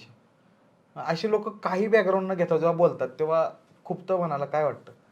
नाही सर, प्रत्येकाला लोकशाहीमध्ये आपलं ओपिनियन मांडण्याचा हक्क असतो. मला असं वाटतं की कुणीही कुणावर कॉमेंट करायच्या आधी सेल्फ ऑब्झर्वेशन करणं, म्हणजे स्वतःची स्वपरीक्षा करणं महत्त्वाचं असतं. स्वतःचं ऑब्झर्वेशन करा. दुसऱ्यावर बोट दाखवताना 4 बोटं तुमच्याकडे असतात हे विसरून चालत नाही. तुम्ही काय कॉन्ट्रीब्युशन केले हे प्रश्न आधी तुम्ही स्वतः काय कॉन्ट्रीब्युशन केलंय हे त्यात महत्त्वाचं आहे. आणि लोकांचं मत मांडणं किंवा त्यांनी मांडणं हा त्यांचा अधिकार असतो. पण मला माहिती आहे की मी माझ्या उद्देशावर ठाम आहे. जगामध्ये इकडचं काय होतं, मी हा उद्देश आहे की माझं लोकांसाठी चांगलं करायचं. मी कुणाचं ओरबाडून खात नाही. मी माझा हात नेहमी असाच आहे लोकांना देण्यासाठी. मी आज देखील स्वयंरोजगार मेळावे घेतो, युवक युवतींना त्याच्यासाठी लागणारा पतपुरवठा, मार्गदर्शन मी जाऊन प्रत्येक तालुका निहाय मी करतो. आज पण हजारो मुलांना माझ्यामुळं चांगल्या पद्धतीचे लोन्स मिळालेले आहेत. अण्णासाहेब पाटील योजनेतून त्याच्या स्वतःच्या पायावर उभे आहेत. हे माझ्यासाठी अभिमान आहे ना. आणि या पद्धतीने मी आजपर्यंत काम करत आलोय. त्याच्यामध्ये स्वतःचा वेळ, स्वतःच्या आयुष्यातला असणारी ताकद भविष्यामध्ये माझ्या मुलांसाठी देणारा वेळ मी या समाजासाठी दिलाय आणि त्याच्यामध्ये कोणाला काय वाटत असेल की बाबा मी चुकीचं करतोय तर मी तो त्यांचा वैयक्तिक प्रश्न राहील. माझ्याशी ते बोलायचं असेल तर डिरेक्टली येऊन बोलू शकतात कारण माझा नंबर सगळं जग जाहीर गुगलमध्ये केला तरी माझा नंबर मिळतो. त्यामुळं मला एवढंच वाटतं की माझा उद्देश क्लिअर आहे. मी कोल्हापुरात आलोय, माझ्या अनुभवाचा उपयोग कोल्हापुरातल्या महिला वर्गांना, असणाऱ्या तिथल्या विद्यार्थींना शिक्षणाच्या माध्यमातून किंवा युवक युवतींना त्यांच्या स्वतःच्या पायावर रोजगार किंवा स्वयंरोजगार करण्यासाठी किंवा कोल्हापूर शहराला MIDC चांगल्या फ्लरिश करण्यासाठी, जिथं तालुक्यात MIDC नाही तिथं आणण्यासाठी चांगल्या पद्धतीचं पर्यटनाच्या योजना आखून आपलं इन्फ्रास्ट्रक्चर स्ट्रॉंग करण्यासाठी आणि ओव्हरऑल आपला कोल्हापूरचा GDP पर कॅपिटल 2014 साली 2 नंबरवर होता, आज माझा 12व्या-13वा नंबर आहे. साहेब सर्व ते दुखतं कारण ज्या कोल्हापुरात मी वाढलोय त्या कोल्हापूर ज्याच्यामध्ये उद्योगाचा बाण आहे, एंटरप्रिनरशिप स्किल आहे, अतिशय चांगले उमेदीचे युवक युवती आहेत, चांगलं शिक्षण आहे, तिथं त्यांना फक्त प्लॅटफॉर्मच्या अभावी किंवा चांगलं नेतृत्व मार्गदर्शक त्यांना मिळत नाही आणि या अभावी त्यांना घरी बसावं लागतं. माझ्या तिथला त्या युवकांची लग्न होत नाही हे मला समजू शकतो मी. त्यामुळे मी त्यांच्यासाठी झटून काय काम करावं लागते 100% करणार. कोल्हापूर जिल्ह्याच्या विकासासाठी चेतन नरके हे तुमच्यासाठी 24 तास अवेलेबल असतील. जेवढं माझ्याकडून करता येईल तेवढं करणार. मी आत्तापर्यंत प्रत्येक गावाला 1255 गावं माझ्या कोल्हापूर जिल्ह्यामध्ये आहेत, त्यामध्ये प्रत्येक गावाला मी गाव टू गाव गेलोय. मला 1.25 वर्ष ती संवाद यात्रा करावं लागलं पण मला माहिती होतं की कोल्हापूर जिल्ह्यामध्ये मी एवढ्या वर्षानं परत येतोय तर मला प्रत्येक माझ्या गावाची माहिती, मला गोकुळच्या माध्यमातून माझं लहानपणापासून प्रत्येक गाव आणि गाव मला माहिती आहे. पण कोल्हापूरमध्ये आल्यानंतर काळ बदलला असेल त्यामुळे प्रत्येक गावाचा मी संवाद दौरा केला. त्याच्यामध्ये प्रत्येक गावाचं शिक्षण पद्धती, अन्न वस्त्र निवारा तर आहेत पण शिक्षण आणि आरोग्य त्या दोन्हीचाही मी आढावा घेतला. मुलं शाळेला जातात तिथे ST व्यवस्थापन आहे का नाही, शिक्षकांचं नॉलेज व्यवस्थित आहे का नाही, तिथली पिकं कुठली आहेत, त्यांची पिकाची लावण्याची पद्धत कुठली आहे. चंदगडमध्ये साहेब म्हणजे जिथं जिथं मला विषय पटकरून सॉल्व्ह करता येते तिथं पटकरून सॉल्व्ह केले. जर चंदगड भागातला जर विषय घेतला तिथं काजू बोर्ड आणणं महत्त्वाचं ते सिंधुदुर्गला होतं. मी पटकरून माझं सचिवांच्याकडं मी फॉलोअप केला आणि मुख्यमंत्र्यांच्याकडनं ते बाकीच्या लोकांनी त्यात कष्ट केले पण माझ्या प्रामुख्यानं मी माझंही त्याच्यात कॉन्ट्रीब्युशन आहे, मी ते केलंय. आणखी एक महत्त्वाचा विषय साहेब, माझं बाहेरच्या देशातला अनुभव आणि माझं कोल्हापूरच्या म्हणतात ना चांद्यापासून बांद्यापर्यंत असणारा माझा कॉन्टॅक्ट हा खूप महत्त्वाचा. आता काजू धंद्यामध्ये तुम्ही बघितलं तर मंदी आलेली आहे. कुणाला माहित नाही काय मंदी आहे पण माझा इंटरनॅशनल एक्सपोर्ट मधला जो माझा अभ्यास आहे त्याच्यामध्ये मला असं लक्षात आलं की आत्ता साधारणपणे अख्खा काजू असतो तर साधारणपणे 650 रुपयाला असतो, तुकडा किंवा पाकळी असते ती 350-450 रुपयाला असते. त्यांचा सगळा नफा जो 10% जो नफा असतो तर या पाकळी आणि तुकड्यातून मिळतो.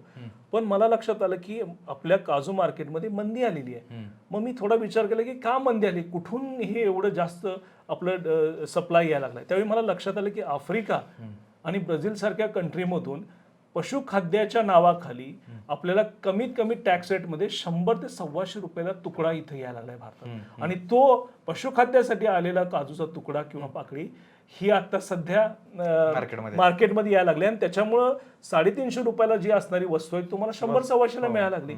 पण ह्याच्यासाठी जो कनेक्टिव्हिटीसाठी जो अभ्यासिक वृत्ती असते की छोट्या चंदगडमध्ये आणि गडिंग्लज आजरा तालुक्यामध्ये हा जो विषय आहे तो भारताशी कसा रिलेट आहे हे अंडरस्टँडिंग तुम्हाला येण्यासाठी लागणार तुमचा अभ्यास आणि आत्तापर्यंतची माझी कष्टाची असलेली तपश्चर्या या गोष्टीचा अनुभवाच्या जोरावर मी काजू धंदा वाचवू शकतोय. आणि त्या पद्धतीने मी पत्रही त्या पद्धतीने मंत्रालयाला दिलेलं आहे आणि त्याचा फॉलोअप करून त्याचा टेरिफ रेट वाढवायची जबाबदारी मी त्या पद्धतीने घेतलेली आहे. त्यामुळे हे जर गोष्टी मी केल्या नाही तर माझे काजू उद्योग मधले चंदगड आजार गडिंग्लज तालुक्यातले लोकांना त्यांचे प्लांट्स बंद करावे लागतील आणि माझ्या हयातीत या गोष्टी होऊ देणार नाही एवढं मात्र 100%. तुम्ही आता 1-2 प्रश्न मला शेवटचे आणि त्याच्या आधी एक प्रश्न तुम्ही आता बोलला की 1200 गाव तुम्ही 1250 गाव फिरला. संवाद यात्रात मी पूर्ण इंस्टाग्राम आणि तुमचा जेव्हा रिसर्च करत होती टीम तेव्हा मी बघितलं आणि आम्ही तुमचा ते जो स्टॉक बघितला ना की आम्हाला खूप असं की यार एवढ्या सगळ्या गोष्टी होत आहेत करतायत आणि हे लोकांपर्यंत पोहोचलं पाहिजे की एक माणूस 20 वर्ष बाहेर थांबतो, एवढ्या सगळ्या गोष्टी करतो, पोझिशन्स होल्ड करतो, त्यानंतर इकडे येऊन पण त्या देशासाठी काहीतरी करतोय आणि इथं समाजसेवेमध्ये आणि आता तुम्ही सांगताय तर मग पॉलिटिकल एक्सपायरेशन काय आहे की तुम्ही आता आम्हाला ऐकायला येतं की खासदारकी पण लढवणार आहे. तर मग हे एक प्रश्नाचं उत्तर द्या आणि त्याच्या आधी एका प्रश्नाचं उत्तर मला हवं आहे तुमच्याकडून की तुम्हाला काय वाटतंय कोल्हापूरकर म्हणून की कोल्हापूरकरांना आता काय पाहिजे आणि काय दिलं पाहिजे, अपेक्षा काय आहेत? मला वाटतं की मी इथून सुरुवात केली. मी एक शेतकऱ्याचा मुलगा आहे हम्म.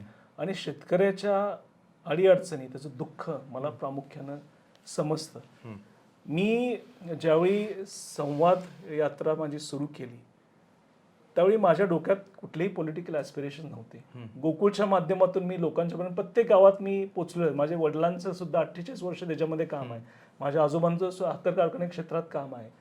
पण मी एक तो अभ्यास दौरा म्हणून सुरुवात केला होता आणि जिथं जिथं गोकुळचे प्रश्न असतील ते सोडवत गेलो. जिथं शिक्षणाचे प्रश्न असेल तसं गाईड मुलांना करत गेलो. जिथं जिथं स्वयंरोजगार रोजगाराचे प्रश्न आहेत तिथं त्यांना अण्णासाहेब पाटील माध्यमातून त्यांना पतपुरवठा किंवा त्यासाठी लागणारं मार्गदर्शन देत गेलो.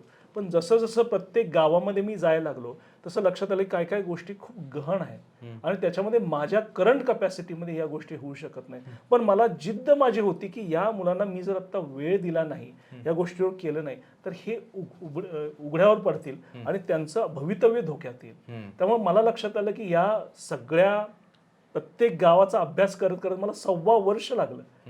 मला 1.25 वर्ष मी डेडिकेशन 12-12, 13-13 तासाचे दररोज दौरे केलेले आहेत ज्या माध्यमातून मी लोकांशी जोडलं जाऊ शकेल.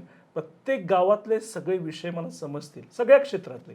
मग ग्रामपंचायतीचे असतील, इन्फ्रास्ट्रक्चरचे असतील, डेअरीचे असतील, शेतीमध्ये उसाला असणारा ऑप्शन म्हणजे रेशीम उद्योग असेल, चारा व्यवस्थापन असेल, फार्मर्स प्रोड्युसर कंपनी फॉर्म करून तुम्ही कशा पद्धतीनं सहकारातलं अनुदान घेऊ शकता, नॅशनल डेअरी डेव्हलपमेंटचे बोर्ड काय असू शकतात, मत्स्यपालनामध्ये नवीन पद्धतीने काय करतात, नवीन उद्योगधंद्यासाठी लोकांना लागणारं मार्गदर्शन करू शकतो. या सगळ्या गोष्टी मी युवकांना पुरवत गेलो आणि त्यामध्ये लक्षात आलं की हे जर मला पूर्ण जिल्ह्यासाठी करायचं असेल तर मला वाटतं लोकसभेसारखा म्हणजे खासदारकीचा प्लॅटफॉर्म हा अतिशय महत्त्वाचा आहे. त्यामुळे हा कधी निर्णय विचार करून घेतलेला नव्हता, म्हणजे त्याच्या उद्देश म्हणून केला नव्हता. तर विचार असा केला होता की माझं कोल्हापूर शहर पासून कोल्हापूर ग्रामीण भागातल्या सगळ्या गावांची ओळख आणि चांगल्या पद्धतीचं डीप नॉलेज मला यावं आणि त्या अभ्यासातून मला कोल्हापूर परत GDP पर कॅपिटा 1 नंबरवर येण्यासाठी काय करता येईल हा त्याच्यातला प्रामुख्याने उद्देश होता आणि त्या पद्धतीने करायला गेलो. आणि आत्ता राजकारणामध्ये मला वाटतं की कशाची गरज आहे तर मला वाटतं माझ्या अनुभवातून एक गोष्ट मला लक्षात येते की राजकारणामध्ये 2 भाग असतात. एक इलेक्शन जिंकणं, त्यासाठी लागणारं संघटन, मग त्याच्यामध्ये असणारे बाकीचे तुमचे नियोजन आणि या सगळ्या ज्या गोष्टी आहेत या सगळ्या त्याच्यामध्ये येतात. पण तो एक भाग झाला, तो महत्वाचा आहेच की लोकमतातून लोकशाही पद्धतीने निवडून येणं. पण दुसरा महत्वाचा विषय आहे की तो निवडून आल्यानंतर तो एक चांगला बिझनेसमॅन ज्याच्यामध्ये बिझनेस अॅक्युमन आहे, डिमांड सप्लायचं अंडरस्टँडिंग आहे, रूल्स अँड रेग्युलेशन्स आहेत, कायद्याचं अंडरस्टँडिंग आहे, त्यासाठी लागणारा सपोर्ट म्हणजे पतपुरवठा कुठून होणार आणि त्यासाठी लागणारा ऍडमिनिस्ट्रेशन सपोर्ट, या सगळ्या गोष्टीचा अभ्यास असणाराच माणूस ते तारू शकतो. नाहीतर आज सहकारामध्ये तुम्ही कारखान्यांची अवस्था बघताय, आज का मोडकळीला आलेले आहेत कारण ती प्रोफेशनल लोक त्याच्यामध्ये नाहीत, तेवढे एज्युकेटेड लोक त्याच्यामध्ये नाहीत. एज्युकेशन मधून नॉलेज मिळतं असं मी म्हणत नाही, पण मला असं वाटतं की त्याच्यामध्ये फॉर्मल एज्युकेशन असेल तर त्याच्यामध्ये आणखीन चांगल्या पद्धतीनं ते काम करता येतं. आणि आज लॉसमध्ये गेलेले बिझनेस, युथ बँकेचं एक्झाम्पल आहे, मग कारखाने सुद्धा आपल्याला बाहेर काढता येतातच. पोर्टफोलिओ तुमचा तयारच आहे. एक्झॅक्टली. त्यामुळे मला असं वाटतं की राजकारणी असे यावेत ज्यांना लोकल टच आहेच, ज्यांना चांदा तो बांधायची माहिती, ज्या पद्धतीने मी अभ्यास केलेला आहे त्या पद्धतीने असणं महत्त्वाचंच आहे. पण त्याचबरोबर तुम्ही प्रोफेशनलिझम जो बिझनेस मधला आहे, तुम्ही कॉस्ट कशी रिड्यूस करायची, कन्झ्युमरला चांगलं quality product in time limited प्राइसमध्ये कसे द्यायचे आणि शेतकऱ्याला चांगला त्याला भाव कसा द्यायचा त्या रॉ मटेरियलला, हे तितकंच जो विचार करू शकतो, ज्याचा अभ्यास आहे आणि मुद्देसूदरित्या चांगल्या पद्धतीनं तो खासदारकीच्या माध्यमातून किंवा लोकसभेच्या माध्यमातून जो चांगल्या पद्धतीने इंग्रजी भाषेवर ज्याचं प्रभुत्व आहे, जो चांगल्या पद्धतीनं त्या खासदारांशी स्पर्धा करून तो विकास निधी आपल्या कोल्हापुरात आणणार, हे आज अशा पॉलिटिशियनची गरज आहे की आपलं प्रतिनिधित्व तिथं कोणतरी करू शकेल असं. अजून एक प्रश्न आठवला आणि त्याच्या आधीचा सेकंड लास्ट प्रश्न की आम्ही लहानपणापासून गोकुळचे प्रोडक्ट्स वापरतोय, डॉमिनन्स आहे सगळीकडे बऱ्यापैकी, तर गोकुळचं हे एवढं मोठं होणं, त्याची ती क्वालिटी मेंटेन राहणं, प्रॉफिट बनवत राहणं आणि कंटिन्युअसली एक ब्रँड बनून राहणं, ह्यात श्रेय कोणाकोणाचं आणि गोकुळ कसं चालतं एवढं स्ट्रॉंगली, त्याच्यामध्ये हा खूप मोठा प्रश्न आहे. कारण त्याच्यामध्ये बऱ्याच लोकांचं कॉन्ट्रीब्युशन आहे. सुयेकर साहेबांनी हे संस्थापक होते, पण त्याच्यामध्ये माझ्या वडिलांनी, अरुण नरके साहेबांनी 48 वर्ष त्यांच्या आयुष्यातले दिली आणि जे दुधाच्या याला भाव चांगला देण्यासाठी पुणे आणि मुंबई मार्केट प्रस्थापित होणं अतिशय महत्त्वाचं होतं. त्यामध्ये खरोखर मग त्याच्यामध्ये भवनानी साहेब असतील, अंजुम सय्यद असतील किंवा तिथं काम करणारे पाडगावकर साहेब असतील, ह्या सगळ्यांना माझ्या वडिलांनी अरुण नरके साहेबांनी एकत्र आणलं आणि हे चांगल्या पद्धतीचं मार्केट प्रस्थापित केलं. कारण दूध तर भरपूर आहे, पण दुधाला विकायला मार्केट ही पाहिजे ना. ते माझ्या वडिलांनी केलं आणि आज त्याचमुळं गोकुळचा प्रत्येक शेतकरी, प्रत्येक सभासद, प्रत्येक कर्मचाऱ्यांचे पगार सुद्धा माझ्या वडिलांच्या काळामध्ये दुप्पट त्यांनी केले होते. विक्रमीपणाचा बोनस त्यांनी दिला होता आणि त्यामुळे आज देखील माझ्या वडिलांचं नाव प्रत्येक त्या सभासदाच्या, प्रत्येक कर्मचाऱ्याच्या तोंडात आहे. राजकीय दृष्ट्या लोक माझ्या वडिलांचं कधी कधी नाव घेत नाहीत, ते टाळतात, पण ज्या माणसानं काम केलेलं आहे त्या माणसानं काम केलेलं आहे. आजही त्यांच्या हृदयावर कुठल्याही दूध उत्पादकाचं बघायचं, अरुण नरकेंचं नाव हे लिहिलेलं आहे. जसं भारतामध्ये धवल क्रांतीचा जो त्याला म्हणतात प्रणेता ज्याला म्हणतात ते डॉक्टर वर्गीस कुरियन साहेब, तसंच महाराष्ट्राचे अरुण नरके साहेब हे दूध क्रांतीचे प्रणेते आहे आणि त्याच्यामध्ये कोणीही त्याला डिनाय करू शकत नाही. त्यामुळं यामध्ये एवढंच सांगू इच्छा आहे की आज जे गोकुळ चांगल्या पद्धतीनं सुरू आहे त्याच्यामध्ये पुणे आणि मुंबई मार्केटच्या एस्टॅब्लिशचा खूप मोठा त्याच्यामध्ये वाटा आहे. त्यामुळे बऱ्याच संचालकांनी त्यांचं कॉन्ट्रीब्युशनही दिलेलं आहे. पण मला वाटतं की या कोल्हापूर जिल्ह्याच्या अर्थवाहिनीमध्ये गोकुळ हे खूप मोठं प्रामुख्यानं काम करणारा एक संघ आहे आणि त्यामुळे चांगल्या शेतकऱ्याला दर मिळतो. आणि या सगळ्या गोष्टीसाठी मला वाटतं प्रत्येकाचे कष्ट त्याच्यामध्ये जातात. प्रत्येकानं कर्मचारी असतील, सभासद असतील, दूध उत्पादक असतील, आम्ही संचालक मंडळ, मी त्याच्यामध्ये काम करतो. प्रामुख्याने एवढीच इच्छा असते की चांगला प्रोडक्ट त्या कन्झ्युमरला मिळावा आणि गोकुळचं नाव असंच चढता आलेख असावं अशी नेहमीच माझी सदिच्छा असते. येस, माझा शेवटचा प्रश्न असा आहे की जेवढं मी कन्झ्युम केलंय मगाचपासून आपलं कॉन्व्हर्सेशन, त्यातून एक कळतं की तुम्ही कंटिन्युअसली कसं असेल असं का, किंवा क्युरियोसिटी तुमच्यातली जागा ठेवली. आता गाव असो, संवाद दौरे असो, गोकुळ असो, 35A मधून बँक बाहेर काढणं असो, चॉकलेट्स असो, राईस असो, थायलंड सरकारचं सल्लागार होणं असो, डिश वॉशिंग असो, हिथं गावातल्या लोकांशी कनेक्ट असो, किंवा हिथं प्रत्येक मंडळाच्या कार्यक्रमामध्ये भाग घेणं असो, ह्या सगळ्यामध्ये तुम्ही तुमचं कॅरेक्टर डेव्हलप करत गेला. आणि मागवळून जेव्हा बघताय तेव्हा तुम्हाला तो तुमच्यातला अल्लड व्यक्ती दिसत असेल, तो हळूहळू कसा घडला दिसत असेल, अकाळी पडलेल्या जबाबदाऱ्या दिसत असतील, हे सगळं तुम्ही अनुभव डोळ्यापुढे ठेवून जो तरुण, तो कुठल्याही पॉलिटिकल पक्षाचा असो, कुठेही राहत असो महाराष्ट्रात, त्याला तुम्ही जो तरुण असं मागवळून काय त्याला सांगाल की बाबा मी आयुष्यातून हे शिकलोय आणि ह्यातून हे मी तुम्हाला सांगू इच्छितो की हे कामाला येऊ शकतं, काय संदेश असेल? मला असं वाटतं की मी फक्त तरुणींना घेता महिलांना पण याच्यामध्ये घेईन. कारण फक्त का की महिला सुद्धा चांगल्या शिकलेल्या असतात. मला त्यांना एवढीच विनंती असेल की तुमचं नॉलेज आणि ज्ञान घरी फक्त ठेवू नका. तुम्ही तुमच्या नवऱ्याला मदत करा, तुमच्या वडिलांना मदत करा, तुमच्या मुलांना मदत करा, पण महिलांना चांगल्या पद्धतीने त्याच्यात बाहेर पडून काम करणं महत्वाचं आहे. आणि दुसरी महत्वाचं स्पेशली फॉर महिला बचत गट, मला वाटतं त्यांच्यासाठी व्यापारी मोहीम, म्हणजे त्यांनी जे प्रोडक्ट्स बनवलेत किंवा ज्यांना घरी बसून काम करायला लागतं त्यांच्यासाठी मला प्रामुख्यानं चांगल्या गोष्टी करायच्यात, हे प्रामुख्यानं मला सांगावं लागेल. पण जे युवक युवती आहेत, मला एकच त्यांना सगळ्यांना सांगू इच्छितो की आयुष्यामध्ये कुठलाही शॉर्टकट नसतो. आयुष्यामध्ये संघर्ष हा करावाच लागतो, तो कोणी असू द्या. आणि जर संघर्ष तुम्ही केला नाही तर तुम्ही एक स्ट्रॉंग व्यक्तिमत्व बनवू शकत नाही. तुम्हाला कुठलाही आयुष्यातला शॉर्टकट लॉंग टर्म बेनिफिट देऊ शकत नाही. तर म्हणतात ना नेहमी की आयुष्यातले पहिली 25 वर्ष जर गाढवासारखं राबलं तर राजासारखं राहाल, पण पहिली 25 वर्ष राजासारखी राहिली तर आयुष्यभर गाढव म्हणून काम करावं लागेल. त्यामुळे तुम्हाला कन्सिस्टन्सी, परसिस्टन्स, डेडिकेशन, डिसिप्लिन हे 4 गोष्टी तुम्हाला लक्षात ठेवाव्या लागतील. आणि महत्त्वाची गोष्ट याच्यामध्ये आहे की तुमच्या पॅशन काय आहे, तुम्ही स्वतःला समजायला थोडा वेळ द्या. तुम्हाला कशामध्ये काम करा हे वेळ द्या, मार्ग ऑटोमॅटिक निघतात. तुम्हाला स्वतः काय वाटतं तुम्हाला स्वतःला समजून घ्या. पण एकदा तुम्ही स्वतःला समजलं आणि तुम्हाला काय आवडतं हे समजलं तर मला वाटतं देव देखील तुमच्या आडवा येणार नाही. कारण तुम्ही हार्डवर्क केलं, देव बघतो किती घाम गाळतो आणि जो घाम गाळतो त्यालाच देव आशीर्वाद देतो. त्यामुळं नवीन तरुण पिढीला एवढंच सांगेन की कष्ट करा. आपल्या आई वडिलांना, आपल्या शिक्षकांना आणि आपल्या मातीला कदापि विसरू नका. जे लोक तुम्हाला तुमच्या वाईट वेळेमध्ये मदतीला आले त्यांना कधीही विसरू नका. कारण हीच लोक तुम्हाला ज्यावेळी तुम्ही चांगल्या पद्धतीने असेल त्यांना मदत करावी लागेल किंवा दुसऱ्या लोकांना ज्यांना मदत लागेल त्यांना विसरून चालणार नाही. देवानं तुम्हाला सगळे आशीर्वाद दिले, तुम्हाला नेहमी हा तसा देतेला असावं, घेणारा नसावं. आयुष्य खूप कमी आहे, आयुष्य खूप सुंदर आहे, त्याच्यामध्ये ओरबडून तुम्हाला आयुष्यात काही मिळत नाही.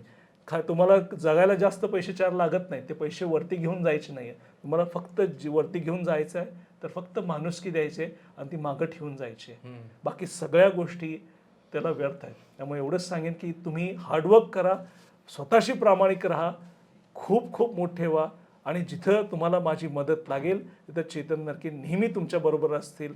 कधीही फोन करा, कधीही मला विचारा. म्हणजे मला 11वी-12वी पासूनचे विषय तुम्ही विषय कुठला घ्यायचा आहे हे जरी विचारलं तरी तुमच्यासाठी असेल. तुम्ही शेतीमध्ये चांगलं ॲडव्हान्स पद्धतीनं काम करा, उत्पादकता वाढा. आज देखील माझ्या मुलाला सौरभ मी घरी दर रविवारी माझ्या मुलाला मी शेतावर घेऊन जातो. त्याला मिरच्या कशा लावायच्या, ऊस कसा लावायचा, कुठल्या वाफ्यात काय पिकं आहेत, त्याला माहित पाहिजे की बटाटा जमिनीत येतो का झाडाला लागतो हे त्याला मला माहित पाहिजे.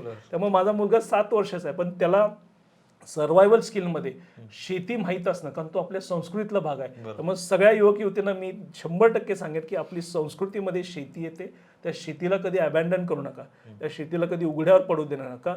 ते तुमचं कर्तव्य आहे, ते आपले संस्कार आहेत, त्या शेतीला कधी सोडून जाऊ नका आणि अतिशय आयुष्यात संघर्ष करा. देव तुमच्या पाठीशी नक्की राहील. खूप मस्त. मी मागचे काय 1-1.5 तास आपण जे कॉन्व्हर्सेशन करतोय ते अजून प्रोसेस करतोय आणि प्रत्येक वेळी आमचं असं असतं ना की पॉडकास्ट झालं की खूप शिकायला मिळतं. आणि जेव्हा जेव्हा मी प्रत्येक व्यक्तीला, मी खूप कमी लोकांचा आत्तापर्यंत पॉडकास्ट घेतला आणि जेवढ्या लोकांचं घेतलं आहे तर त्यांचा एक पार्ट माझ्यासोबत घेऊन चाललेलं आहे. आणि आज मी काय घेऊन चाललो आहे मी सांगतो की जे माझ्यात ऑलरेडी होतं की एक्सपेरिमेंट करायचं आहे, नवीन लोकांना भेटायचं आहे, वेगवेगळं डोमेन करायचं आहे, त्यात अजून मला चालना मिळली. दुसरी गोष्ट म्हणजे की समाजाला काहीतरी द्यायचं आहे. हे पॉलिटिक्स तुमच्या आयुष्यात आलं पण खूप लेट आलं, त्याच्याआधी तुम्ही समाजाला काहीतरी, शिकागोमधलं असू दे किंवा इकडचं तुम्ही आता जे सांगताय ते, की ते खूप महत्त्वाचं आहे. आणि पहिली गोष्ट म्हणजे आउटकम कसा येईल आपल्या हातात नाही, बट माझ्या मनाला पटतंय ते मी करणार, हे सगळ्यात महत्त्वाचं आहे. सर तुम्ही एवढा वेळ दिला आम्हाला, एवढ्या बिझी शेड्यूलमधून. आता खूप घडामोडी घडतायत, त्यात तुम्हाला दौरे चालू आहेत, सगळ्या गोष्टींमध्ये पळपळ आहे, त्यातून पण तुम्ही येण्यासाठी ॲग्री केलं, तुम्ही वेळ दिला, त्याबद्दल तुमचे खूप खूप खूप आभार. आणि सौरभ भोसले शो तुमचा कायम ऋणी राहील तुमच्या वेळेबद्दल. धन्यवाद. धन्यवाद. आणि सगळे जे आहेत आपले ऑडियन्स, त्यांना मला एक गोष्ट सांगायची आहे की तुम्हाला ह्या पूर्ण स्टोरीमध्ये काय भावलं, काय आवडलं आणि कुठे तुम्ही जास्त कनेक्ट झाला हे नक्की कमेंटमध्ये सांगा. आपल्या सरांसाठी जरी काय प्रश्न असतील तरी तुम्ही कमेंटमध्ये सांगा, त्यांची टीम ते स्वतः तुम्हाला उत्तर देतील. आणि अजून एक पॉडकास्ट आपण नक्की करणार 4-5 महिन्यानंतर, जर जनतेनं कौल दिला आणि सगळं हे झालं तर मग आपण अजून एक पॉडकास्ट करणार नक्की. आणि तेव्हा परत एकदा तुमच्या प्रश्नांची उत्तरं घेऊन येणार. आणि तुम्ही इथपर्यंत जर पॉडकास्ट बघत असाल ह्याचा अर्थ तुम्हाला पॉडकास्ट खूप आवडलेला आहे आणि तुम्ही दिलेल्या वेळेबद्दल तुमचे खूप खूप आभार. जय हिंद, जय महाराष्ट्र, जय शिवराय. थँक्यू. नमस्कार.